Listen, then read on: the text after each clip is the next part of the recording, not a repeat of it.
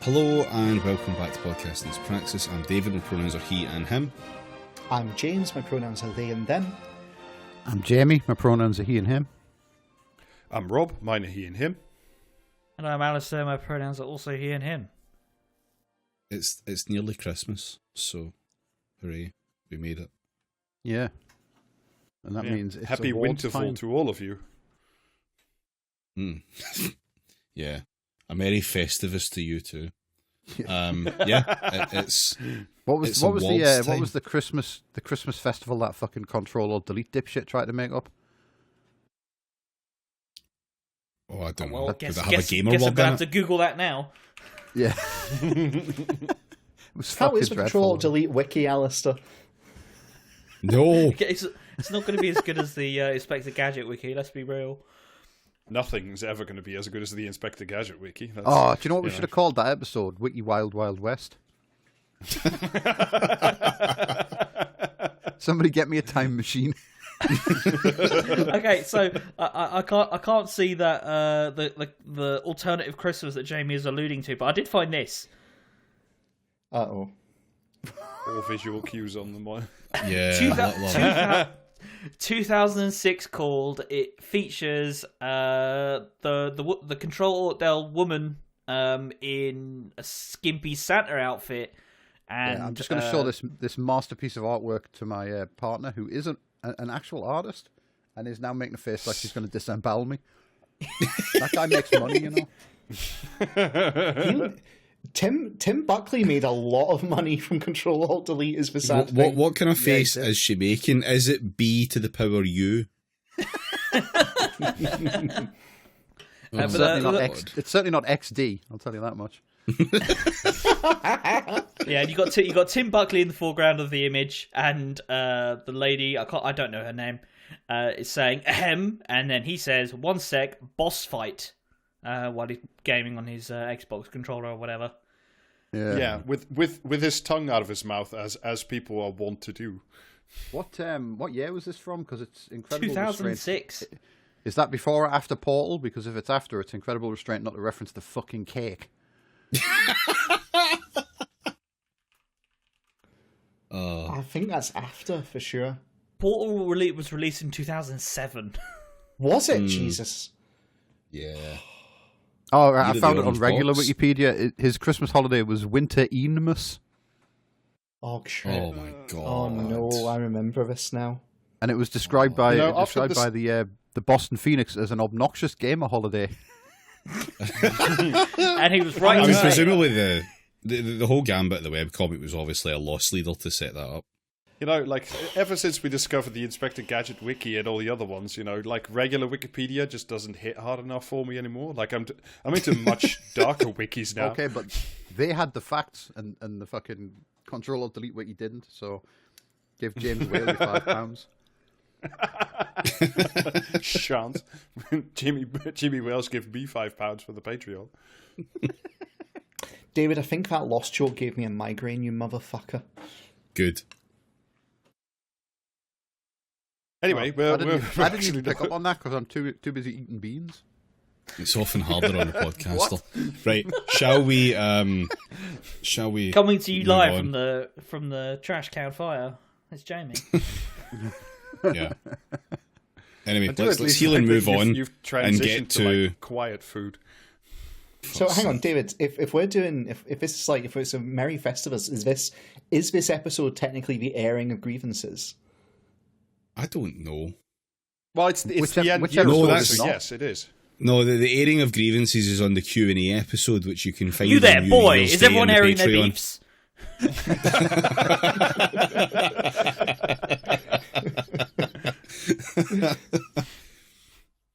Right, okay. It is awards season because it's the end of the year. We've ran out of ideas, and we're just going to do a thing we've done before. Because yeah, we're great so- like that. We are. So, what is the first award, please? The first award is, as people are probably expecting, the Lifetime Achievement Award for being dead as fuck. Mm-hmm. And the winner is Alistair Darling. A real A upset. worthy in that contender, category. you know? Yeah. Yeah. Mm. Yeah. And if anyone can't remember what he did, he was New Labour Chancellor for a while. And I want to say, without looking it up or doing any research, because what is this, a podcast, that he was a big Iraq War fan. He was.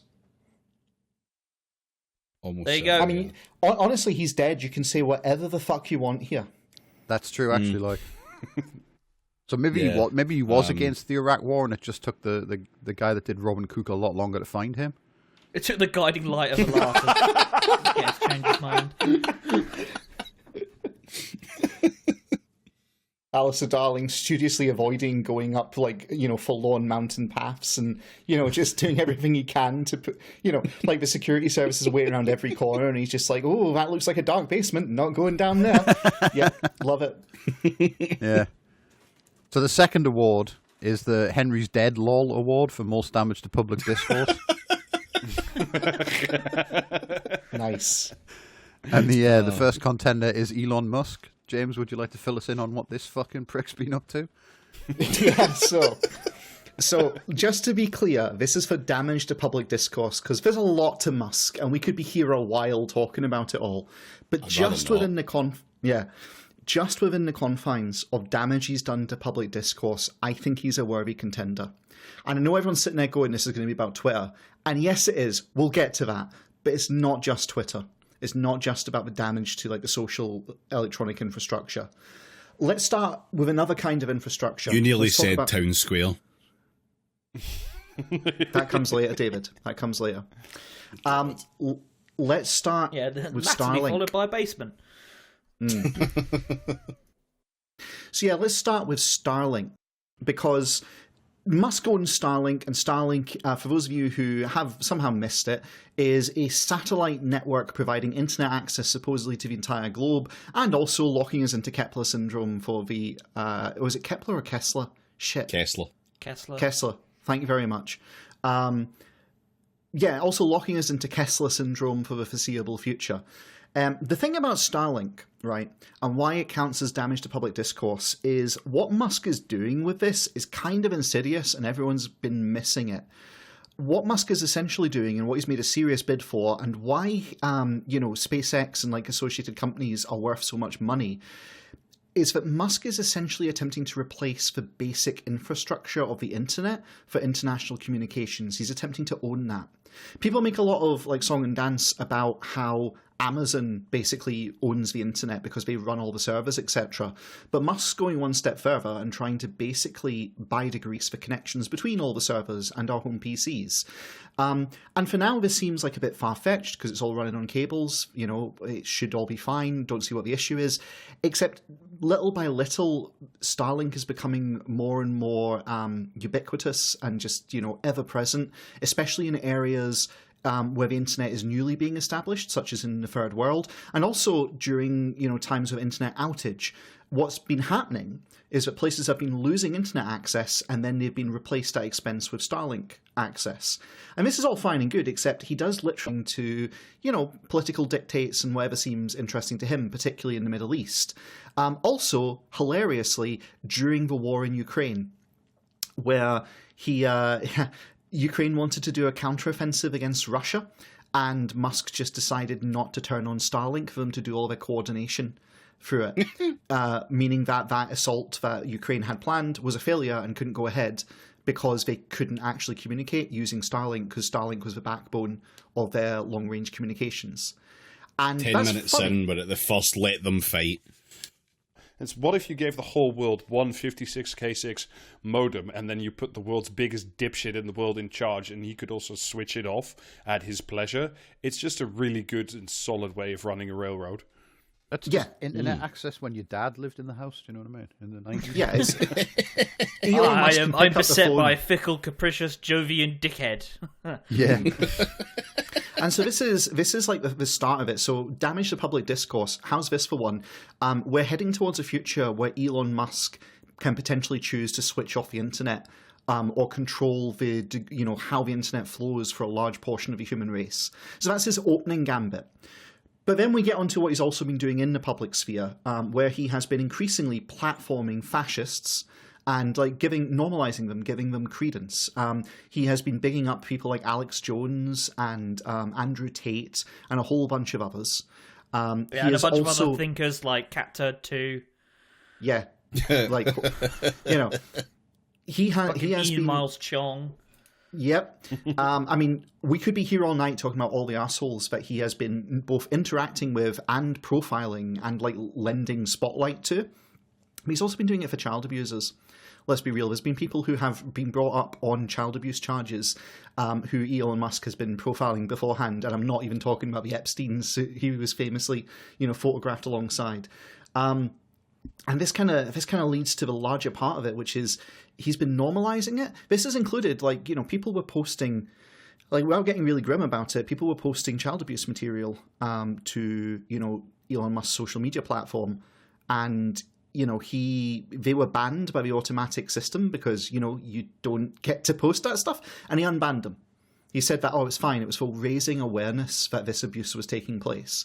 And so in a grand way, Elon Musk has seriously damaged our public discourse by normalizing fascism, normalizing the extreme right-wing, views which run adjacent to fascism, and even normalizing unsafe practices like child abuse, and arguably with the Andrew Tate stuff, just general, human trafficking and all the other stuff that goes with it. He's made it okay for dipshits to come out of woodwork and spout this stuff and share this stuff, and arguably, by endorsing some of it himself. I mean, he's really went mask off with his own rhetoric, and he's, straight up said things which are, I would say eugenicist at the very shallow end, upright, out into white supremacy at the far end. And this is without touching just the fact that he's wrecked Twitter, because Twitter was for a while. Twitter, you want to say it sucks. Yeah, it sucks. It used to be great because it was basically the town square or the public hall, whatever the fuck you want to call it. It wasn't, unlike most social media networks, it wasn't fully confined to your own little pool.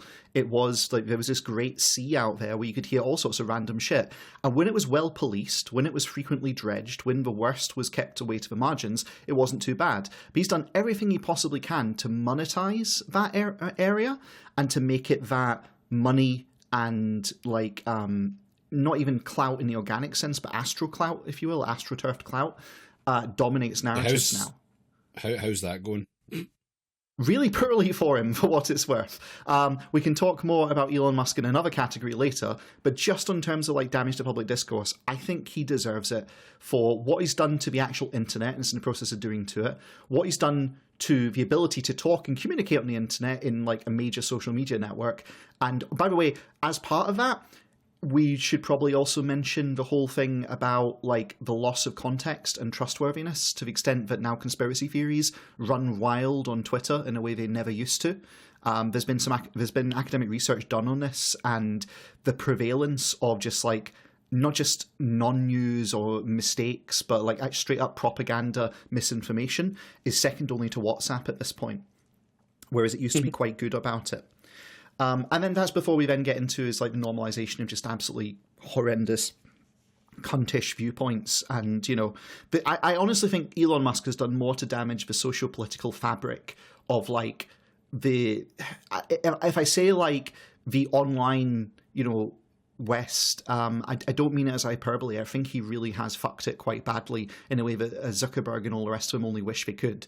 And that's it. That's your quick high profile. Unless anyone's got anything else to kick in, I think he definitely deserves it. Frankly, I don't think so. I think that's probably enough to at least satisfy this, and the fact the cunt will come up again later means that I don't really want to bring anything up right now. Yeah, and moving on. No, I have a very different contender. My contender is, well, broadly speaking, you could either call it immigration or small boats discourse, which certainly hit the UK this fucking year in full fucking force. I mean, it's just been an ever-present thing.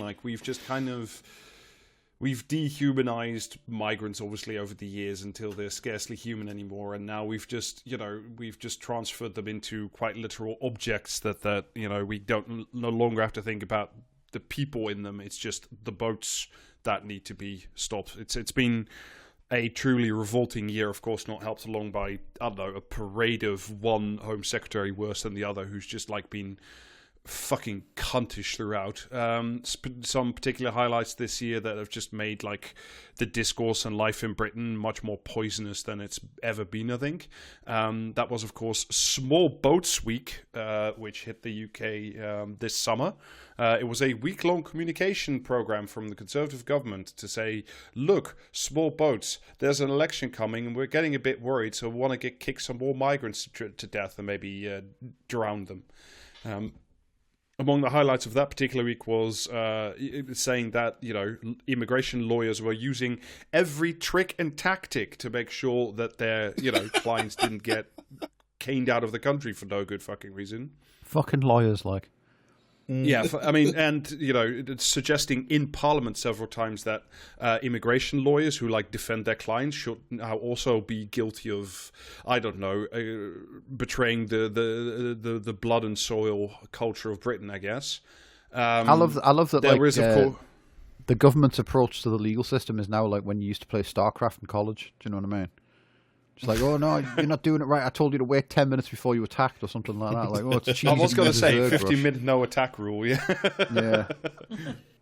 Yeah. Of course, culminating, I think, in terms of the legality of small boats, of course, at the end of this year with the new immigration bill that was basically designed to say to the courts, actually, Rwanda is a fine place to send people, and now that Parliament has said it, you can't talk about it anymore, so shut your hole. It was a very, very serious piece of legislation that doesn't at all point the way forward to, people who want to take that kind of reasoning much, much further and maybe apply it in other facets of life. There was, of course, also, again, tragically in the news this week, the Bibi Stockholm, the not fit for purpose, not fit for human habitation prison barge that we dragged over from, I think, the Netherlands, where nobody could fill it because it was sued out of existence, where we, forced migrants on board by saying, if you don't go, we'll just cut you adrift and, you just become homeless. It's, of course, gives me no pleasure to say that the first suicide aboard the prison barge has now occurred. According to the latest report that I read, is that the man had told immigration staff aboard the prison barge that he was feeling suicidal. And then, of course, nothing was done. This is just part of the dehumanization and the callous attitude that we take to people who, quite frankly, if you look at the UK, let's say, for Gigglesworth, the care sector, people that we desperately need to do, desperately wanted jobs in this life. But, of course, it's not 14 words, so whatever. Just a brief rundown of other highlights. The Home Office diverting millions of pounds from the development budget to actually train and assist Turkish border forces to stop migrants from Syria, which was, of course, great. Of course, the border guards in the UK sometimes feel sad. Because they are being asked to do fascist things and to act in fascist ways. And rather than, quitting or, taking a bullet in the head for their pleasure, they decided to hire what the Home Office termed resilience practitioners to help the poor prison, concentration camp guards cope with, their vestigial humanity and get rid of it as soon as possible. Well, so long as they're practicing well-being. That's as long as they're practicing mindfulness. Sorry, it's great to, Did we just have a remember when the concentration camp guards were hard discourse and I missed it? Jesus. Mm-hmm. Well, I mean, not anymore. They're mindful now. It's they every hour atop the guard tower, they just take a minute to look in the mirror and say, "Yes, I am worthy," and then keep doing their job. Do you know? In all seriousness, there was this whole thing, a serious criticism that came out of results of World War II, where people looked long and hard at Zen Buddhism and its role in actually facilitating atrocities in the Japanese army and navy, because they actually straight up they taught them to just be Zen, be detached, be in the moment but not involved as they were committing slaughters that were commanded to do. So it's just great to know that this shit is just eternal recurrence. We will forever be doing the same shit with a different name. All of this has happened before, and all of this will happen again. There was, of course, and that's this week's latest thing is that There's still like about 50,000 people living in, luxury hotels, quote unquote, by which I mean some of the worst, least maintained shitholes you've ever seen, with the fucking landlord pricks gouging the Home Office for people staying in barely livable conditions. But those people, and we're talking about 50,000 people at this point. And I should also say, those people are there by design, because the Home Office wants to force people into hotels, to force these contradictions to get more votes. It's totally artificial shortage that's been created by design to get you mad. But yeah, the people living in those places, specifically in hotels, will now have their weekly allowance cut from £9.58 to £8.86. So that's just over £1 a day, like 120 odd or something. And on this budget, I should remind you, they have to buy things like toiletries, but also buy train tickets to get to Home Office appointments in order to, get their migration status that they deserve. That's just part of the sensible cost cutting that you can expect from the Tory government, that will undoubtedly continue under the Labour government if it ever does come to fucking power. However, one of the most disgusting angles of all of this, and the migrant discourse and the boat discourse, is that most of this, while there was, some perfunctory rending of garments by the middle class columnists who, sort of saw this coming and then said, yeah, but the red wall voter really loves the brutalization of brown people. Now it started to impact the sons and daughters of columnists with a foreign spouse. So, now it was okay to not be okay anymore. Because now John Crace, for example, that utter prick, could get to be upset because the next jump was, surprise, surprise, that it hit the middle classes. Because now the new thing is you need to earn just shy of £39,000 a year, which, nearly nobody does in this fucking country, in order to bring your foreign spouse or partner over. But, now it impacts people who matter. So now all of a sudden it's not okay anymore. And just as a final kicker to sort of bring it round to the previous point, this week Rishi Sunak had a meeting with Giorgia Meloni, the fascist Prime Minister of Italy, where he literally said that enemies were deliberately driving people to our shore to destabilize our society. And then, of course, if we need the help. And then, of course, Elon Musk also showed up there to say that, white women weren't having enough white babies, as if the 14 words that echo throughout the whole migration small boats discourse hasn't been poisonous and obvious enough. It's truly the dehumanization that we've seen this year has been just fucking disgusting and appalling, and anyone with like a smidge of humanity left should be fucking ashamed. But of course nobody in our political classes, because they're all worried that like apparently everybody in the red wall, which is not a thing, just loves racism. It's the thing that just gets them out of fucking bed in the morning, which not only is like a huge denigration to everybody who doesn't live in London, but like also just just disgusting. It's as the failures of capitalism become more and more obvious by the day, this just becomes more and more obvious, and the results of which they will always, you think, I mean, you're not you, the dear listener, but people always think, oh, this won't redound on me. Well, it will. Just give it 5 more years, and all of a sudden, you're a small boat person too. Especially if climate change keeps happening. So that's my contender for this year's for the award of most damaged to public discourse. Rob, if you had to pick someone to accept that award, who would it be? Noel Edmonds. Probably out of. No, I think it would be no more than fair for Suella Braverman to accept this award. All right, next up, Jamie. Oh yeah, it's the ULEZ.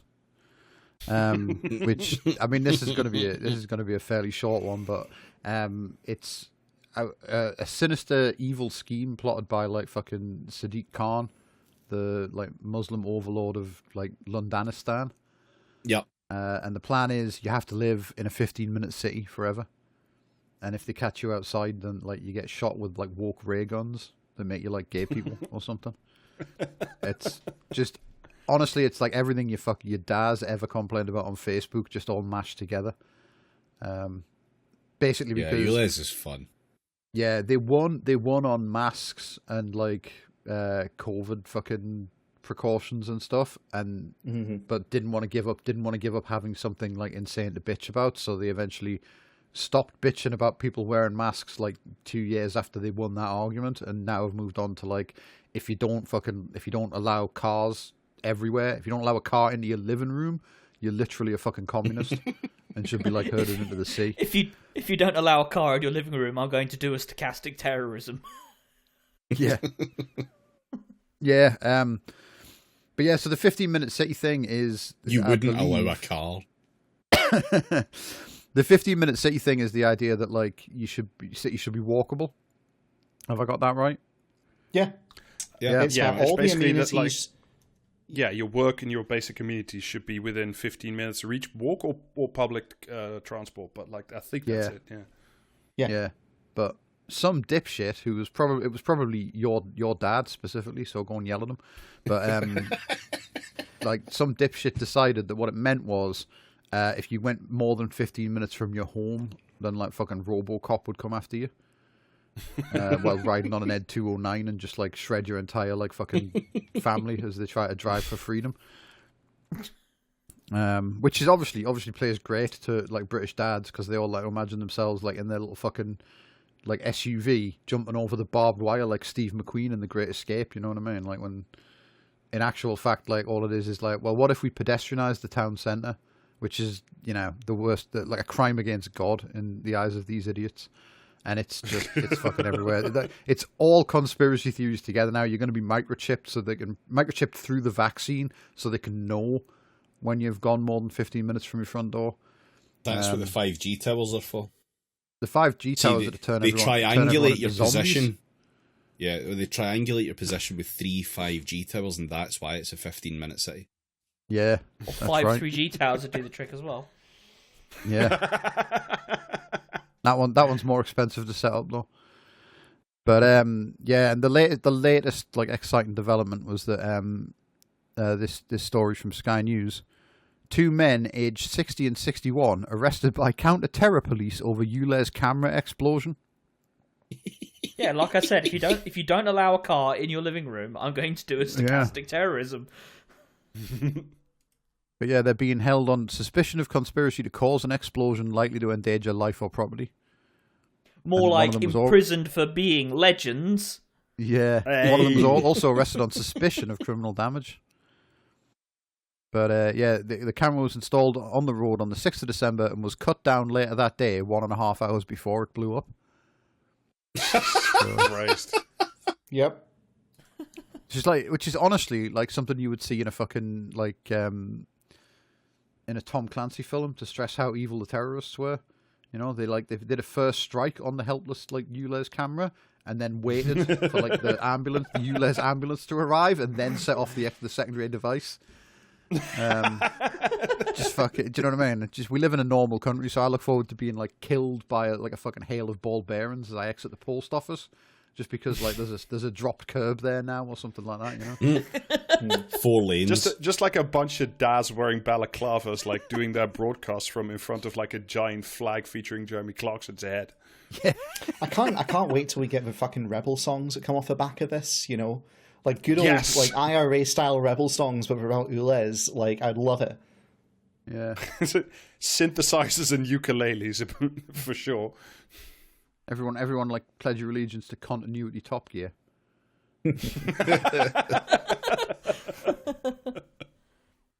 But yeah, that's like, you know what I mean? That's really all there is to say on ULEZ. It's fucking Facebook people being Facebook people for the most part. Oh yeah, don't forget escaped containment into like fucking town meetings and that like Raji wife who fucking dresses up like a what was it, a suffragette Lila was on about and yells about fucking ULEZ in the middle of Newcastle. Oh. Don't forget, though, it was also a convenient scapegoat for Keir Starmer after that one by-election. I forget where it was. Yes. Oh, yeah. That's true. Yes. Yeah. My favourite thing about all of this in terms of, like, the practicalities is, so far as I understand it, like, the ULEZ, like, the actual exclusion is only for, like, diesel cars from before 2006. And it's like, if you still have one of those, I don't know, buddy, like, you know, you can... you can do better, or just take the fucking bus. It's also like climate change related, isn't it? So your dad's not allowed to drive his like fucking 1988 Ford Sierra because of Greta Thunberg. Yeah, And it's all the like kids. it's all like insane home countries cunts who drive to London like once a year and want to drive their classic Range Rover into the heart of the city for no fucking reason.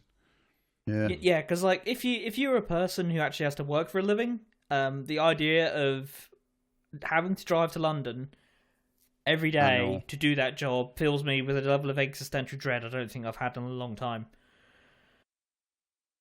Yeah, it's absolutely batshit, but it's you know what I mean. It's just a good shorthand for those damnable wokes who tell you that you're not allowed. You know what I mean. Next they'll be telling you that it's like bad for the climate for you to build like a fucking scale model of like a fucking tower block and then set it on fire as an effigy on bonfire night or whatever, you know.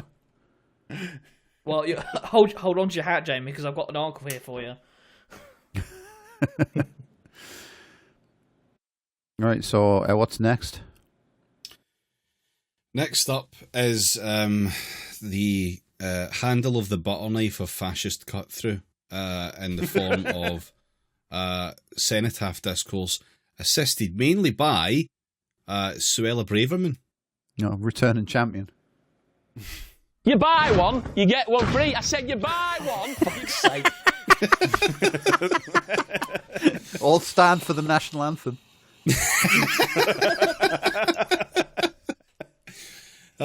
Yeah, okay, so Braverman's up again. This was the clusterfuck around the cenotaph at Remembrance Day, the most normal calendar day of the year in Britain. It's just a total fucking mess, and pretty much all masterminded, and I mean that in, exactly the way you think it's intended, by Suella Braverman. So, a couple of weeks after really big demonstrations were held across the UK, a lot of them in London, against the continuing genocide in Gaza, Suella Braverman started pushing for something to be done, which was mainly the police should arrest the wokes. Yeah. Yeah, it's standard fare for a Home Secretary to start saying that the police are being shit at their job and aren't doing enough to arrest the wokes. But she went a bit further than previous. Did she literally phrase it as they should arrest the wokes as well? Because I honestly believe she's stupid enough to say that out loud. I didn't find a quote of her directly saying that, but in effect, that's what she said. She was getting on at the Met for not just arresting people for protesting, and turns out the Met couldn't because they weren't doing anything illegal, and the Met does occasionally actually fucking act within the law. That's the kind of like tricks and like fucking misbehavior that like lawyers should be killed for. Exactly, yeah, you're right. What they've done now is they've influenced the fucking like Antifa, and now they're doing tricks as well. Yeah. We do love to import a scare story, don't we? We do. The Met said, we can't do shit about it. It's you can't do anything but a static protest, and anything that's been planned isn't big enough for us to say is definitely illegal. So, can't do our jobs, the cops said, which, normal fare, fine. And Braverman didn't like that and wrote an article in the Times which was unsanctioned by Downing Street, which then got her the curse of the full confidence of the Prime Minister. Is this once again one of those moments where the Guardian got all like het up because the ministerial code? I don't think that was actually anything to do with that. No, the big fuck up here was that she wrote an article that wasn't approved by Downing Street, which is I think kind of boilerplate shit. But I think what was in the article was fucking wild. The timeline was she wrote this article. It went out in the Times, and everyone went, "That's fucking racist as shit." Like, wind your fucking neck in. And the Prime Minister was like, "Well, no, I stand by her. She has our full support." And then 2 days later, they fired her because she'd published it without letting them see it first, or she'd shown them it and not made the changes they suggested. That was it. Write it in pen rather than crayon. So in it, she claims that the marches must be banned, quote, not just because of violence around the fringes, but because of the highly offensive content of chants, posters, and stickers. Yeah, every year Edinburgh gets more violent. Yeah, famously, stickers is something you see at a protest, not something that people just put up everywhere. Yeah, like famously, people walking down the street carrying like fucking like Panini albums and that. I've got a few paragraphs of the article itself. There will be time for proper discussion about how we got to this point. For now, the issue is how do we as a society police groups that insist their agenda trumps any notion of the broader public good, as defined by the public, not by activists. The answer must be, and this is where it all really goes to shit on the discourse side of things, even-handedly. Unfortunately, there is a perception that senior police officers play favourites when it comes to protesters. Which is true. Oh, yeah. Police officers wait until you see love protesters. How spectacularly she gets this fucking wrong. During COVID, why was it that lockdown objectors were given no quarter by public order police, yet Black Lives Matter demonstrators were enabled, allowing to break rules and even greeted with officers taking the knee, ? Oh, air horn noises, taking the knee mentioned. Was that the same protest where that one copper on a horse just got charged straight into like a stop sign? Because that was so funny. That was amazing. Are we once again doing can I do the air horns for different things are different as well, or is it? that copper riding like full fucking cavalry charge into like streets, like a street sign. Just, it's a shame Jeremy Beadle didn't live to see that. Quite frankly, he would have loved it. Right-wing and nationalist protesters who engage in aggression are rightly met with a stern response, yet pro-Palestinian mobs displaying almost identical behaviour are largely ignored, even when clearly breaking the law ? I have spoken to I don't know. I have spoken to serving and former police officers who have noted this double standard. I also like earlier in this article where she says that like the distinction between activists and the public, as though members of the public can't be activists and vice versa. Yes. No, it's all those insidious foreigners coming over here to destabilize our society. Yeah, that was something. Crisis actors. Something I clearly noticed in like the fucking comment sections when we were doing COC that week was that like everyone was talking about like as if every single person on that march for Palestine was like from Palestine. Do you know what I mean? They couldn't conceive of the fact that British people were actually involved at any level. It was all stuff about like if they come over here, they should respect our traditions. And it's like because that's because they didn't come over anyway, you fucking prick. Yeah, but that's because good white people wouldn't support the Muslimics. That's why. Yeah, it's the usual fucking. Because of the bullshit, ray guns, fucking unbelievable that the Home Office would fork out every week to import half of the population of Gaza just to march on the streets and then send them back again week after week after week. This is where your taxpayer dollars are going. I'm still kind of surprised at like the intelligence failures that every week hundreds of Iranian agents show up to just like destabilize Britain with our protest, like planes full of them, and nobody's like, oh, what are those guys doing here? It's because of all the Azerbaijani teens that are working from home in the Home Office. Oh, yeah. Not again. Yeah, every week I turn up with my pro Ayatollah Khomeini placard, and every week I'm met with nothing but high fives and thumbs up. Now, if I told you that this article hadn't gone as fully batshit as it could yet, would you be surprised? Of course you wouldn't. Football fans are even more vocal about the tough way they are policed as compared to politically connected minority groups who are favoured by the left. Oh. Like, that is the fucking call to action if ever I've seen it. It may be that senior officers are more concerned with how much flack they are likely to get than whether this perceived unfairness alienates the majority. The government has a duty to take a broader view. If the march goes ahead this weekend, the public will expect to see an assertive and proactive approach to any displays of hate, breaches of conditions, and general disorder. And then obviously, immediately after that happened, GB News and The Times and everyone else who has a fucking newspaper column and doesn't write for The Guardian started shitting their pants about a protest that was never actually planned that would take place at the Cenotaph. Yeah. Like, there wasn't a protest planned at the cenotaph. It was never going to happen. But GB News, etc., decided that would be a fucking scary thing for, its core audience, and went for it, and they just gone. And this then resulted in a whole bunch of football violence and Stone Island jacket enjoyers getting bussed in to defend the cenotaph from the Muslims, which obviously resulted in a load of them getting arrested because of the counter-protest that formed around it, which was quite small. And the cops didn't do anything about it, so immediately the cops were betraying the people who were there to do the white pride protest, and they started fighting with the cops. The load of them got arrested.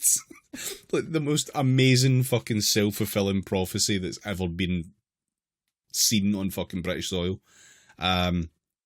This is also extra funny when you contrast this excerpt from a BBC article in the lead up to this.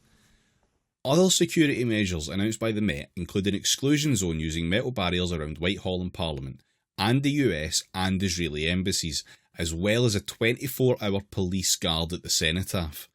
A dispersal zone covers Trafalgar Square and much of Soho and North Westminster to prevent impromptu gatherings.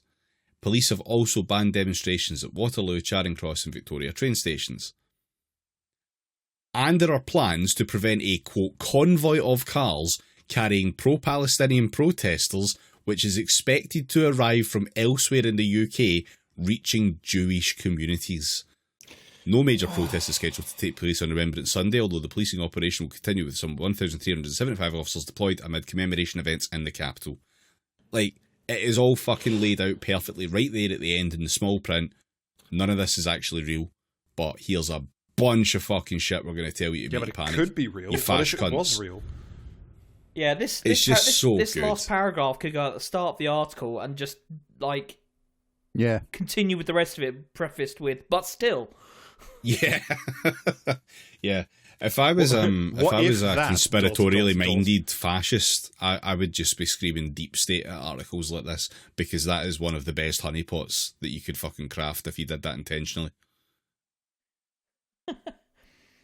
But yeah, the cenotaph discourse is always there every fucking year, and this just made it even worse. Like there was a few other bits in that article that I didn't pick out about how poppy sellers had been mobbed, and it was such a disgrace at the train stations, and like, fuck Oh, off. the guy who turned out to be like a massive, who just like made shit up, basically. I Yeah, remember he that just guy. lied. Yeah. And then they had him on video in 4K, just quietly taking down the stall because he'd finished at the end of the day. Like, just real scenes. Love it. Yeah, good shit. Yeah, he was quietly taking down the stall because like the fucking horrible walks had broken his like true British spirit.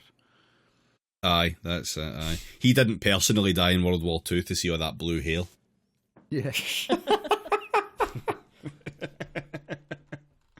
So yeah, that's Suella Braverman take 2, and I think that's it for that's all the candidates for this award. So we have, just to recap again quickly, Elon Musk, Suella Braverman for Small Boats Discourse, the general concept of ULEZ, and Suella Braverman once again for Cenotaph Discourse worsening. So who do we reckon gets that one? I think you, Les, for being extremely annoying. Yeah. I forgot we had to vote on these after each category as well. No, I think it goes to. I mean, it's a combined award and it's a cheap shot, but still, I'm giving it to Suella Braverman for like both, basically, because like the category is like who or what has made the discourse in the UK notably more rancid, and like the ULEZ thing is bad, but like the other thing is insane. Like really, You can't give it to her for both, though. That's against the rules. There are We can two do whatever we Suella want, Bravermans, Jamie. and you have to pick one. Maybe we could do what like some universities do and just give like a double award for some reason. No, you have to pick one of the Suella Bravermans. One of them looks normal, and one of them's a palette swap, like in Mortal Kombat. Okay, I vote for the pale green Suella Braverman. I'm gonna say ULEZ, actually, to be honest, because Cenotaph Discourse is always fucking god awful, and it was just made a little bit worse. Small Boats is like an evolution on it's just the next fucking step on the descent to the basement of human misery. Like, it's always been fucking planned in that we were going to get to this point. They've been trying small boats for some fucking time. Bad this year, though. Like, it has been worse, but I would point out that it gets worse every year. Like, it's not like stand out to me. Like, they always find a way to make it worse. They always will. Because so what David's telling us right now is that he's a boiled frog in right-wing discourse. Pretty fucking much, yeah. Elon Musk is like whatever. Like he's a fucking cunt in that, and he definitely does make discourse worse by like providing the facilities for it. But personally, like he's just a cringe Reddit poster, and I think that loses him points in pretty much everything that he does in his life. And I'm sure that all of his ex-wives would agree. I'll be honest, like, structurally I'd give it to Elon Musk, but if we're not going for structure, I'd give it to Ulez, because it, like Alistair said, it's that fucking annoying.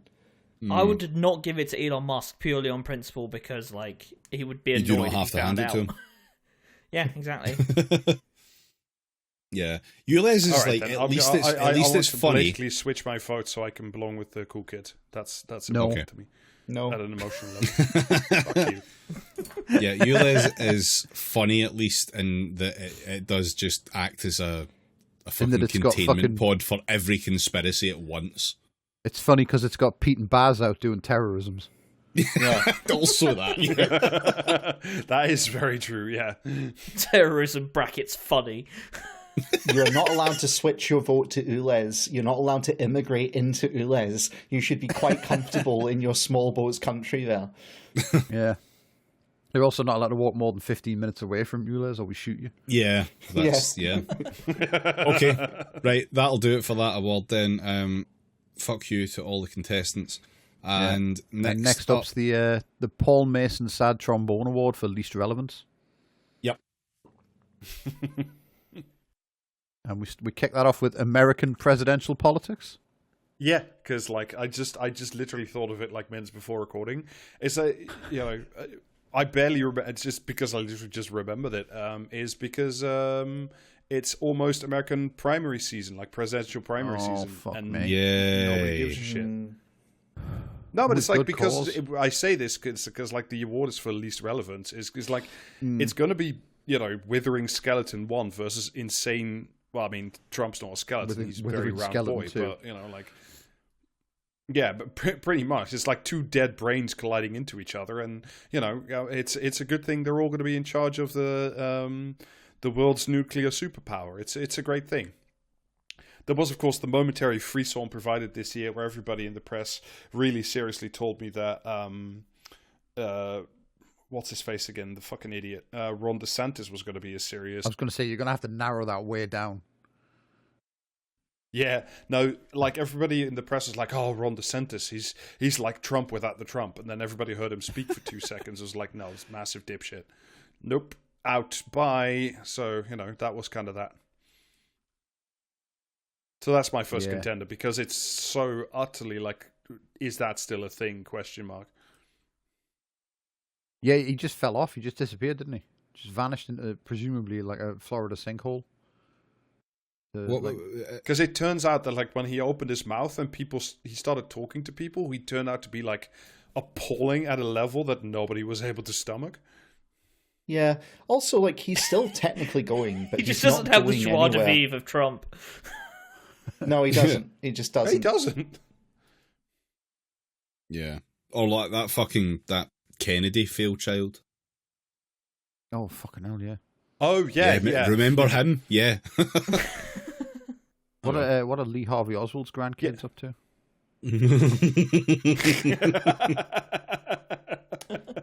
Yeah, are you free a couple Sundays from now? They're collecting a very good multi-generational stipend from the CIA. Lee Harvey Oswald was not used by the CIA. But anyway, that's a whole other discussion. Right, so next up is Lawrence Fox. If everyone remembers that fucking dipshit. Who? Yeah, exactly. I think his dad was famous or something. So, one of those fucking guys. A British person. think his wife Yeah, is famous. Wait, no, shit. Is this a guy who murdered a fox in his back garden? Or, sorry, it's not coming to I me. mean, I don't watch him 24 hours a day, so maybe. No. James is confused someone who killed a fox with someone who has the word fox in their name. Well, there's That's still easy time, mistake for to him there's still time for him to catch up on that front, isn't there? Fingers crossed. Yeah, he needs the kimono and cricket bat though. But yeah, he's just, I mean, he's fucking rarely, like, out of the very minor league news for some fucking stupid shit he's said. Because he was just a very shit actor at one point. Shout out to anyone else who watched, like, something he was in when he was younger and then, like, spent years thinking, wow, fucking Paul Bettany really had had some off days in his early career. But like the main things of note are he runs the Bad Law Project. So in many ways he is that like guy who killed the fox in the kimono, like Wario. The Bad Law Project supports people who are suffering from politically correct court rulings. How do they support them? Do they bring like a hot chocolate around, or what's the deal? They clash with police at the cenotaph.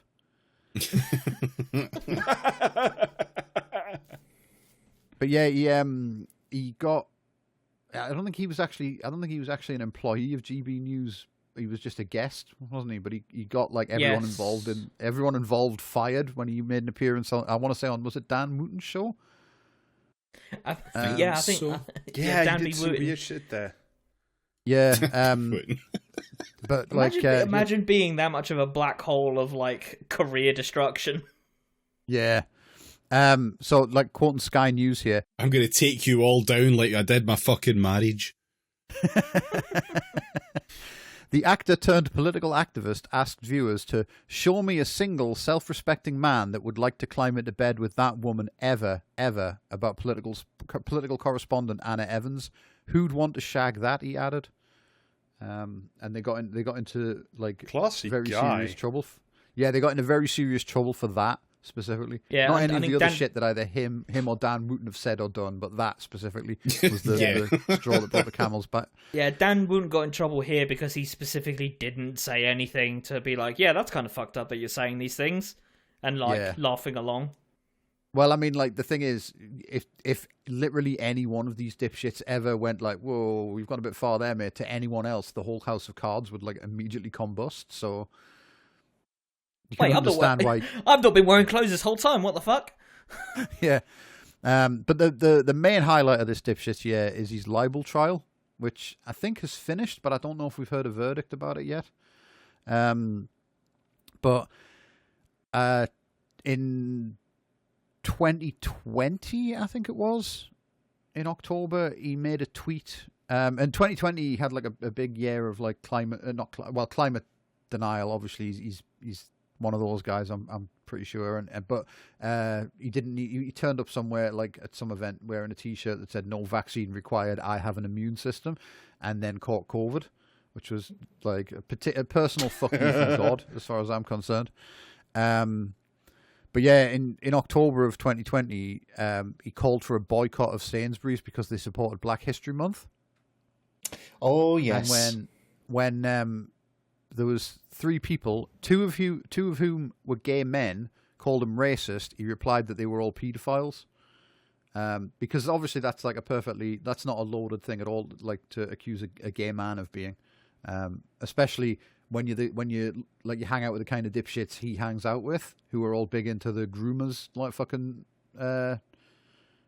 discourse, you know? Like anyone who isn't a cishet white man is a groomer. But anyway, he got sued for that because rightly fucking so. And then he countersued, claiming that like being called a racist in October 2020 was the reason he hadn't been cast in anything since 2019. They did irreparable damage to his career. Bold move. Yeah. And then he's been having a fucking great time in court. The headline from the BBC: Lawrence Fox can't get mortgage after racism allegations, court told. And which he then explains. Without the prospect of he lost his former acting agent, Sue Latimer. Without the prospect of work from her and the income from it, I couldn't get a mortgage, he said. The only income I earned at that point was from the Reclaim Party, which I bet was fucking huge. Just sending them a bag of fucking sherbet in the post every week. To this day, I haven't bought a house. I only received one mortgage offer very recently, and it was far too high and wouldn't have been worth my while to take it. So you can get a mortgage, is what he's admitting to in court there. Immediately after telling them he couldn't get a mortgage. But so the banks offered him a mortgage, but it's not because of like the British economy or the British housing market or anything like that. It's because of the wokes. It's because the wokes called him racist for opposing. Yeah, secret top tip if you're listening, by the way, if you whisper in your letting agent's ear that you're woke, you get 10% off your rent. It's very very common. But this is a great quote from him. It's a source of incredible sadness to me that my skill set, which has been highly trained, used at great length over 23 or 24 years, it's just been completely put away. It's like, okay, the world's smallest violin. Yeah, you were in Lewis. I don't think that's like fucking. Do you know what I mean? I don't think that's quite Oscar worthy. But yeah, I checked his IMDb, and he was in something that aired on Netflix early in 2020. But apart from that, his only other recent credit was he played Hunter Biden in that insane fucking right wing film, which I think Ben Shapiro was involved in making. Yeah, he was. Yeah, I think he's one of the directors or funders. Yeah, where the fucking like transphobic shithead who got fired from Star Wars was in, Gina Carano. Yep. It was her big return to Hollywood stardom after being fired by Disney. What I loved about that is I watched a clip of it and you could tell she was fucking hating every moment of being in it. Like, her every expression was, I used to do fucking Disney and now I'm in this shit. And it's great. Yeah. He was also accused of insulting the intelligence of everyone in the court. What, by turning up? Yeah, pretty much. No, let me find the... Yeah. What the court is considering as harm to reputation, we say there isn't any. There's a good reason for it, which is that nobody thought the allegations that they were paedophiles to be true. No one formed an adverse view, and indeed there appears to be evidence quite to the contrary, which is just ridiculous. Do you know what I mean? It's like you can't say, well, wait, yeah. What? So like, by that was his defense in court. Like that was what his lawyer claimed. Wait, so if I call people a paedophile, it should be so obvious that means their paedophile score in the public eye goes down because I'm such a clown. Is that that's basically what they're saying. Yeah, like. Lawrence Fox is such an unserious dipshit that if he calls you a paedophile, everyone can safely assume that you're not. And they also claimed that the libel claim should not have been brought, and that the dominant aim was to take him down, and worse, as well as discrediting Mr. Fox as he was launching his political party. Whether one agrees or disagrees with Mr. Fox's views on various topics, he is not, quote, a racist. That is important to him. So hang on, right. It's like, he's Schrodinger's asshole here, because on one hand, he's not serious enough that anyone should ever listen to him, and indeed, if he says something, you should assume the opposite. But on the other hand, he's launching a fucking political party and asking for people's votes. Like, what follows here? Like, is he serious enough to vote for or not? Because clearly he thinks he is if he's launching a political party, right? I can see how the court felt insulted by that one. Yeah, well...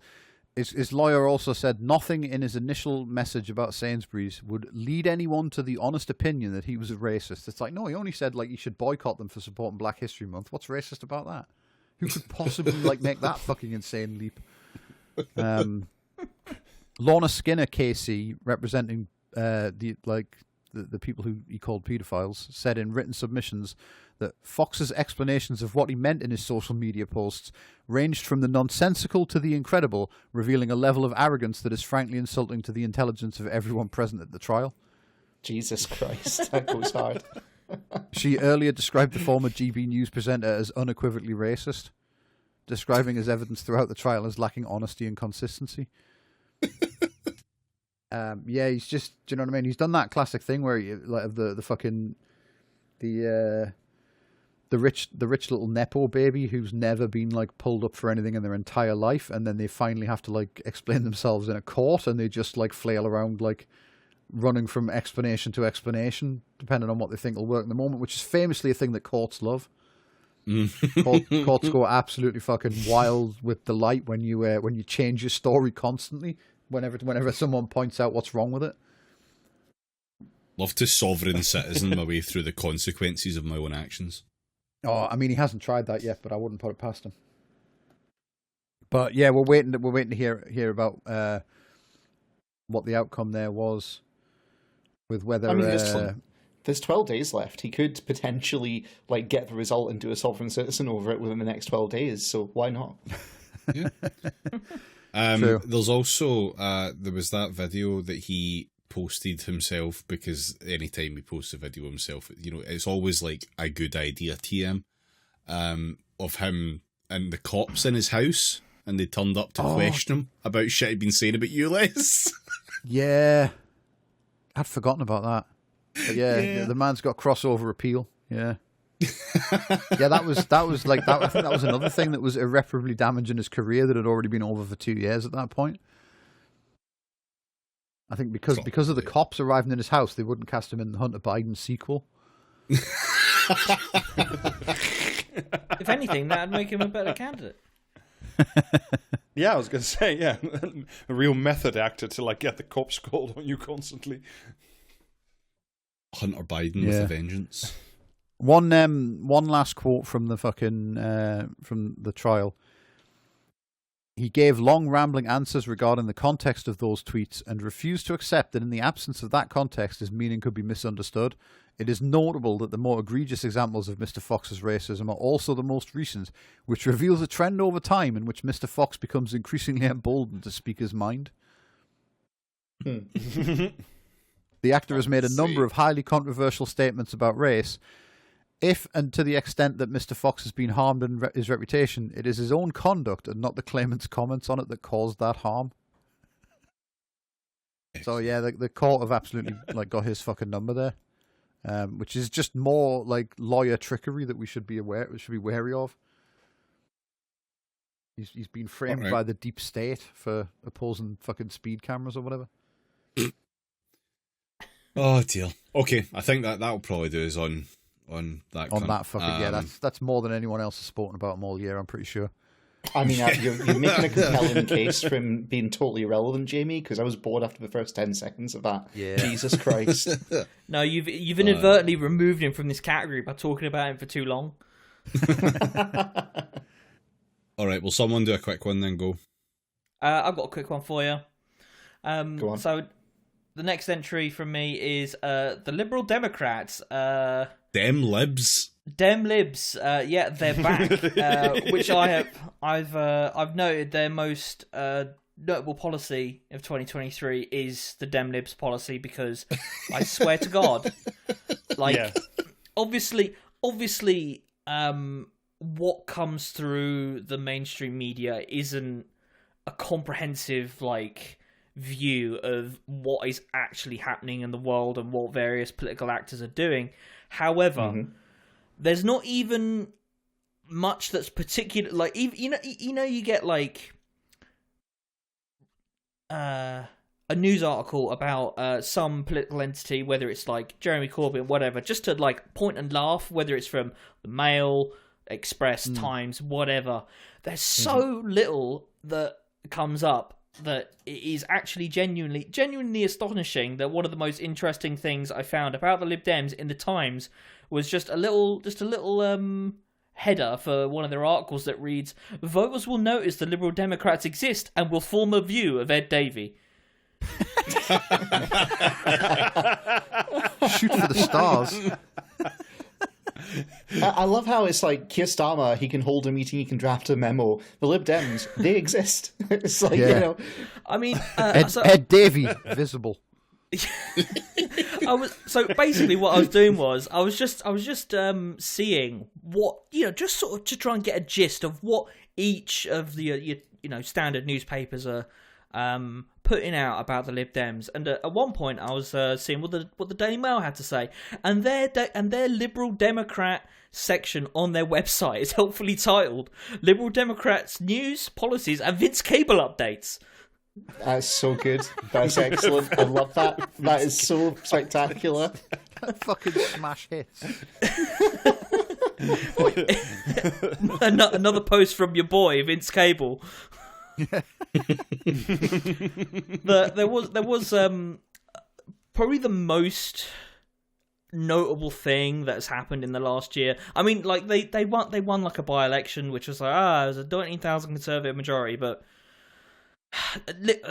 we all know Lib Dems do well in by-elections. They're able to mobilise the assets that they have in like particular seats because obviously it's one seat or like maybe 2 or 3 seats in a by-election at most. So they're able to have these like huge upsets, especially with the Conservative governments in 13 years in power, and people are just sick of their shit. So yeah, like well done. You won seat, one Tory, and we'll see how that goes in the next election amongst all the other seats that you've won. The only other sort of notable thing, as far as I can tell, is some stuff that came out. It was Vince Cable getting into a fight with George Galloway in a shit hat shop. Sadly, it was less exciting than that. Of course, but it was in fact the Lib Dem conference where they didn't say much. But there was a quote from Peter Wrigley, who's like a guy who works for like the Lib Dem party machinery. This is taken from The Guardian. The Lib Dems already have distinctive positions the Tories would never take and Labour dares not offer, tucked away in an otherwise bland policy document passed at conference for a fair deal. Sorry, that is the name of it. For a fair deal are the following gems. We shall protect the BBC and Channel 4. Scrap the Illegal Migration Act. Champion the Human Rights Act. Restore the overseas aid budget to 0.7% of GDP. I hope these exciting proposals make it to our manifesto, and our candidates highlight them rather than keep quiet about them for fear of scaring off floating voters. Radical stuff from the Lib Dems here. God, I've already lost the will to live. What, you're saying that you don't want to get pounding the pavement for protecting the BBC and Channel 4? Or championing the Human Rights Act? What exactly that would entail? Left to your own imaginations. Good I do God. want to say one small thing, like in the opposite of this category. So, like, a reason why they shouldn't get this is because Layla Moran is one of the few MPs in Parliament that has, until very recently, been saying, turns out all the stuff that's going on in Gaza and the West Bank, pretty bad, actually. Yeah, but as ever, caveat emptor when it comes to Lib Dems saying good things. Yeah, well, I'm not going to extend that same courtesy to Jess Phillips, so Layla Moran doesn't get it either. I mean, Layla Moran has been decidedly less annoying about the reasons why she's, saying these things. Fair. All right, okay. I suppose I'll dive in next then. Charlie. King Charles. Oh, yeah. Yeah, he's worth commenting on this year.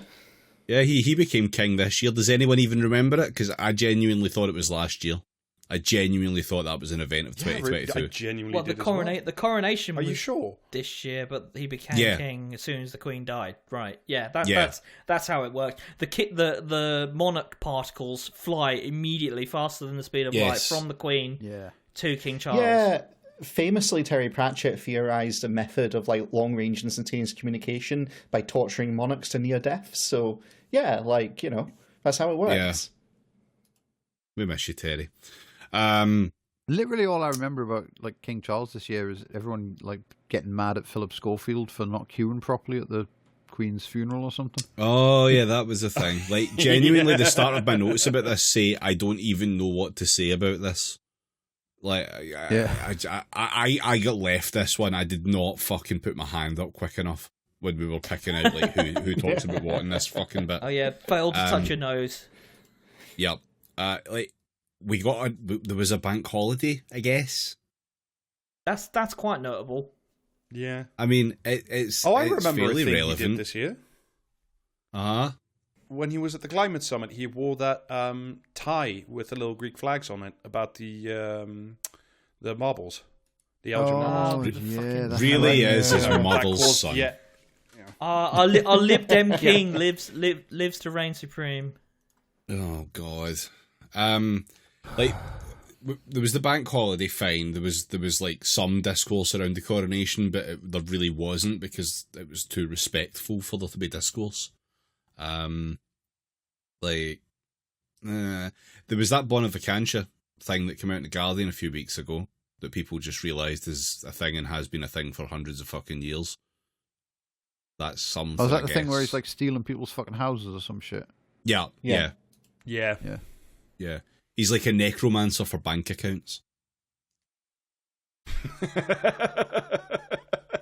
But yeah, like there's not much else to it than that. No one cares. Genuinely, no one gives a fuck about him or anything to do with him. For whatever reason, he's not as entertaining as the Queen for like both people who enjoy and also dislike the monarchy.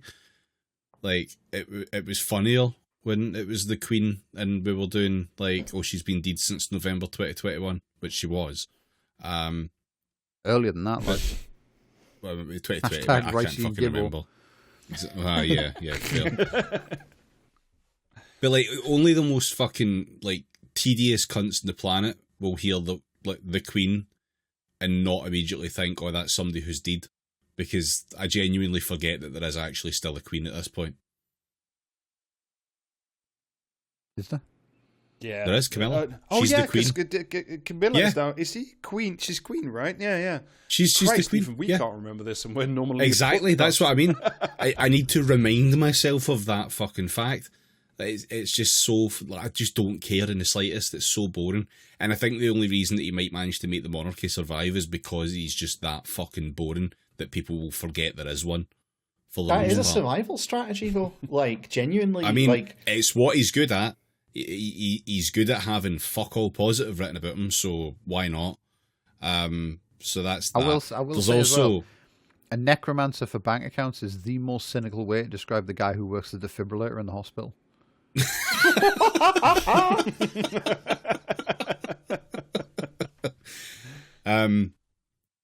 Yeah, even Netflix's series The Crown has just like lost any here we fucking go. sort. Oh yeah, this is heavy fucking guilty pleasure shit for me. Like, I honestly, it's funny when the Mountbatten boat blows up. Like that was the chief reason for me watching it, was to see that bit. And there's been some other like funny little bits that have happened that I've quite enjoyed. But for the most part, it's some fucking tedious shit. But it's lost any sort of fucking bite towards the cunt at all. Because they obviously fucking, when they were writing it and filming this season, they went, that cunt's going to be king, we better not now. Like, they managed to avoid a bunch of shit that they really should have fucking included for the Queen when she was alive. And they've fucked it on this. Like, there's a marked change in attitude towards Diana from Charles in the latest season. And it's just fucking, it's just quite blatant. It's bad. But I don't really want to talk Yeah, about that the Crown fucking anyway, clip you unless sent it's me, the I Tony still, Blair my scene. brain still hasn't wrapped its fucking way around that scene. That Tony Blair The scene thing is with, like, fucking wild. The Tony Blair crowned king. What the fuck is that? Yeah, there's a cold I don't know if you've watched the clip or not when it was posted in the Discord. There's a cold open where the Queen is wandering through some street and there's like a news fucking piece getting spoken over her walking through the street about how it's the first coronation in fucking 50 odd years or whatever it is. And it then reveals that Tony Blair is being crowned king to a choral version of Things Can Only Get Better as the Queen looks on and then wakes up from the nightmare with a gasp. It's just fucking... I don't even know how to describe it. It's just so weird. Me waking up after taking too big of a hit from the bong. It's like I think nightmares that fucking- only socialists and the Queen can share. Yeah, the choir singing like fucking things can only get better is what was on those headphones they played to torture people in Andor.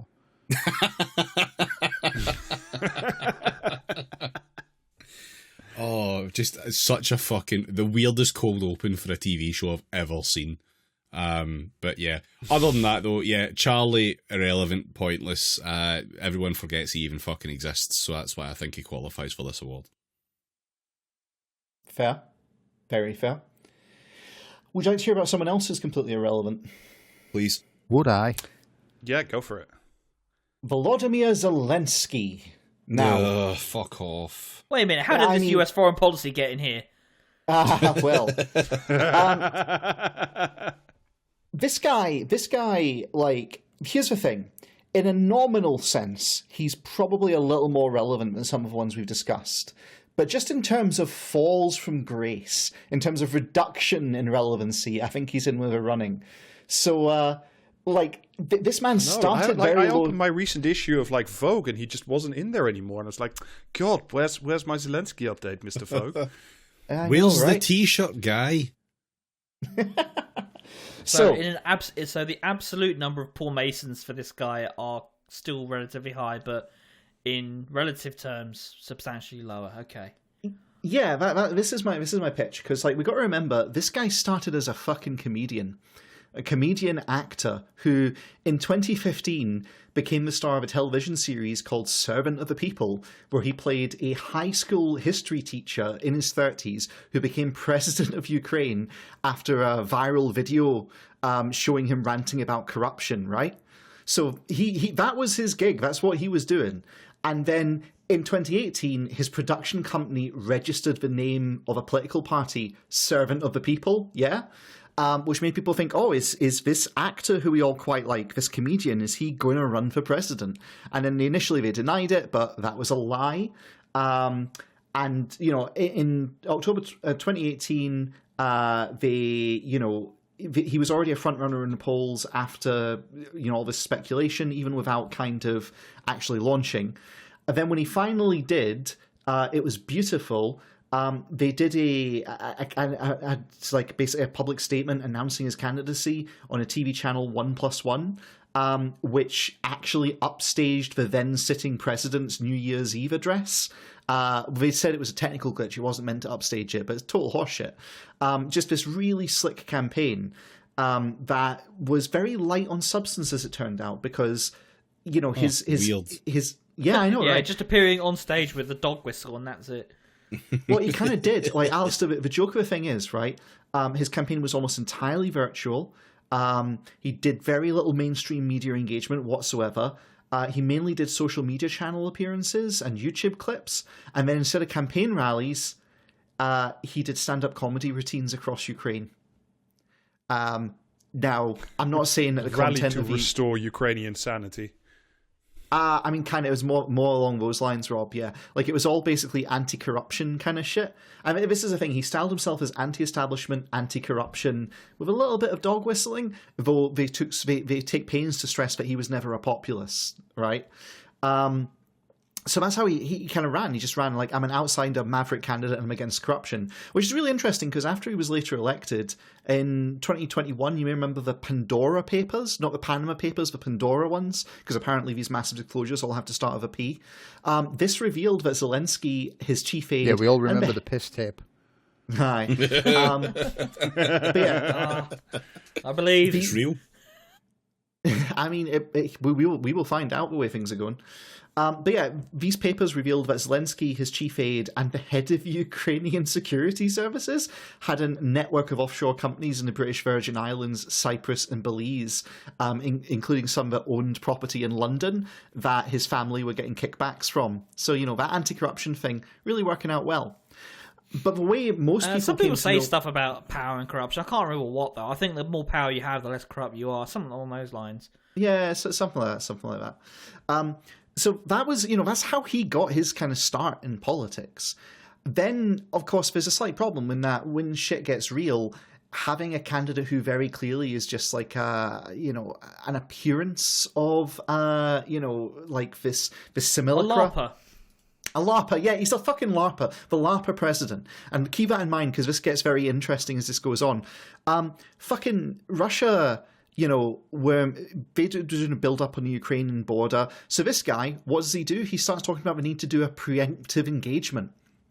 Motherfucker actually suggested they preemptively invade Russia. That's on record. He straight up said that and started pushing for rapid, entry into NATO. Now, what's really funny is all the security analyst kind of, reviews that were going on, they were saying that it's unlikely that Russia will go much further than building up on the border.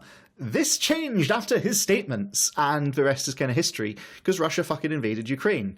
Now, it's impossible to say for sure, would they have, actually done it or not done it if he hadn't been making all these incendiary remarks, but motherfucker still made them. So, there we go. At this point, he then explodes into, international awareness, because he was fucking everywhere, including Vogue, as Rob said. Because the West decided... just before you go any further, it's entirely logical for anyone in Britain to assume this guy is as much of a dipshit as he is, to the point where he caused his country to be invaded when it otherwise wouldn't have been, because our exposure to comedians is the British comedian, and I wouldn't blame any other country for fucking brutal invasion of this country if they witnessed Dara O'Brien. But Dara's Irish. You really got to hammer that home. He's very clear on that. The Irish would disagree. The Irish would disagree. He's a West Brit. Is this how we finally end up getting invaded by Russia? Then is it when that fucking lanky streak of piss off Pointless finally gets his like witty, sensible centrist party? Oh Jesus! Yeah. Quite possibly. Again, though, we would deserve it at that point. Well, we fucking would. If anyone founded a political party on the idea that it was witty, I would.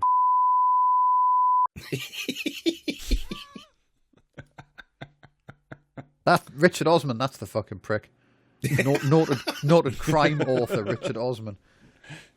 Imagine being an actual crime author. Imagine being a guy who's like honed his craft writing books about crime, and you have to contend every week with like, oh yeah, fucking, do you know what I mean? Some dipshit off the telly's just like spaffed out a ghost written murder mystery. Enjoy. It's the bestseller now. Oh yeah, that wizard dipshit, she's written a bunch of fucking shit books about a detective. You're relegated to the fucking third page of the literary supplement now. I hope you're happy with that. Just fucking, no one respects crime fiction. Do you know what I mean? It's fucking disgraceful. Someone do a book about that. Yeah, true crime about who murdered crime fiction. See, this is how little relevancy Zelensky has. Like, talking about this shit is far more interesting than the man's actual life. But to finish it off, because for geopolitical reasons we won't go into, because we've done them to death, America and the West at large decided that it would be useful to drag Ukraine into a war with Russia and to basically keep them there, to basically tie up Russia and to, reduce like Russia's military capacity by basically turning Ukraine into a meat grinder. And as a consequence, they gave him the star treatment. This guy was everywhere. He was on every fucking television channel, every, cover. You could not get away from this cunt. Yet time has changed. And basically, after he did his massive press tour, gradually over time, Ukraine became less and less relevant. Like, it had done its job. It had tied up Russia. It had kept him busy. And also become increasingly apparent that looks like Ukraine can't actually win. That was obvious from the fucking jump, though, wasn't it? I mean, it kind of was. I mean, they basically bigged him up and said, unless you've got a shitty cartoon dog in your fucking Twitter profile, that shit was like well apparent. Yeah. Well, the interesting... You've got to remember, for Oz Catergy, all countries on maps look really big. Look, there's no historical precedent for armies marching into Russia and having loads and loads of problems. It's just never happened before. Yeah. No, even Napoleon's Starlink went down. But to kind of wind it up, basically, since we concluded that Ukraine's done its job, and they even talked Ukraine out of taking like actual peace negotiations with Russia, because like no, you can totally win it, mate. You can totally take him, mate. Look, he's not that big, mate. On you go. Now we are in the position where the US State Department is like, we've got other shit to worry about. This stuff with Israel is getting kind of expensive. He's not worth it. Yeah, and so we're now getting to Ukraine. Israel is again my best friend.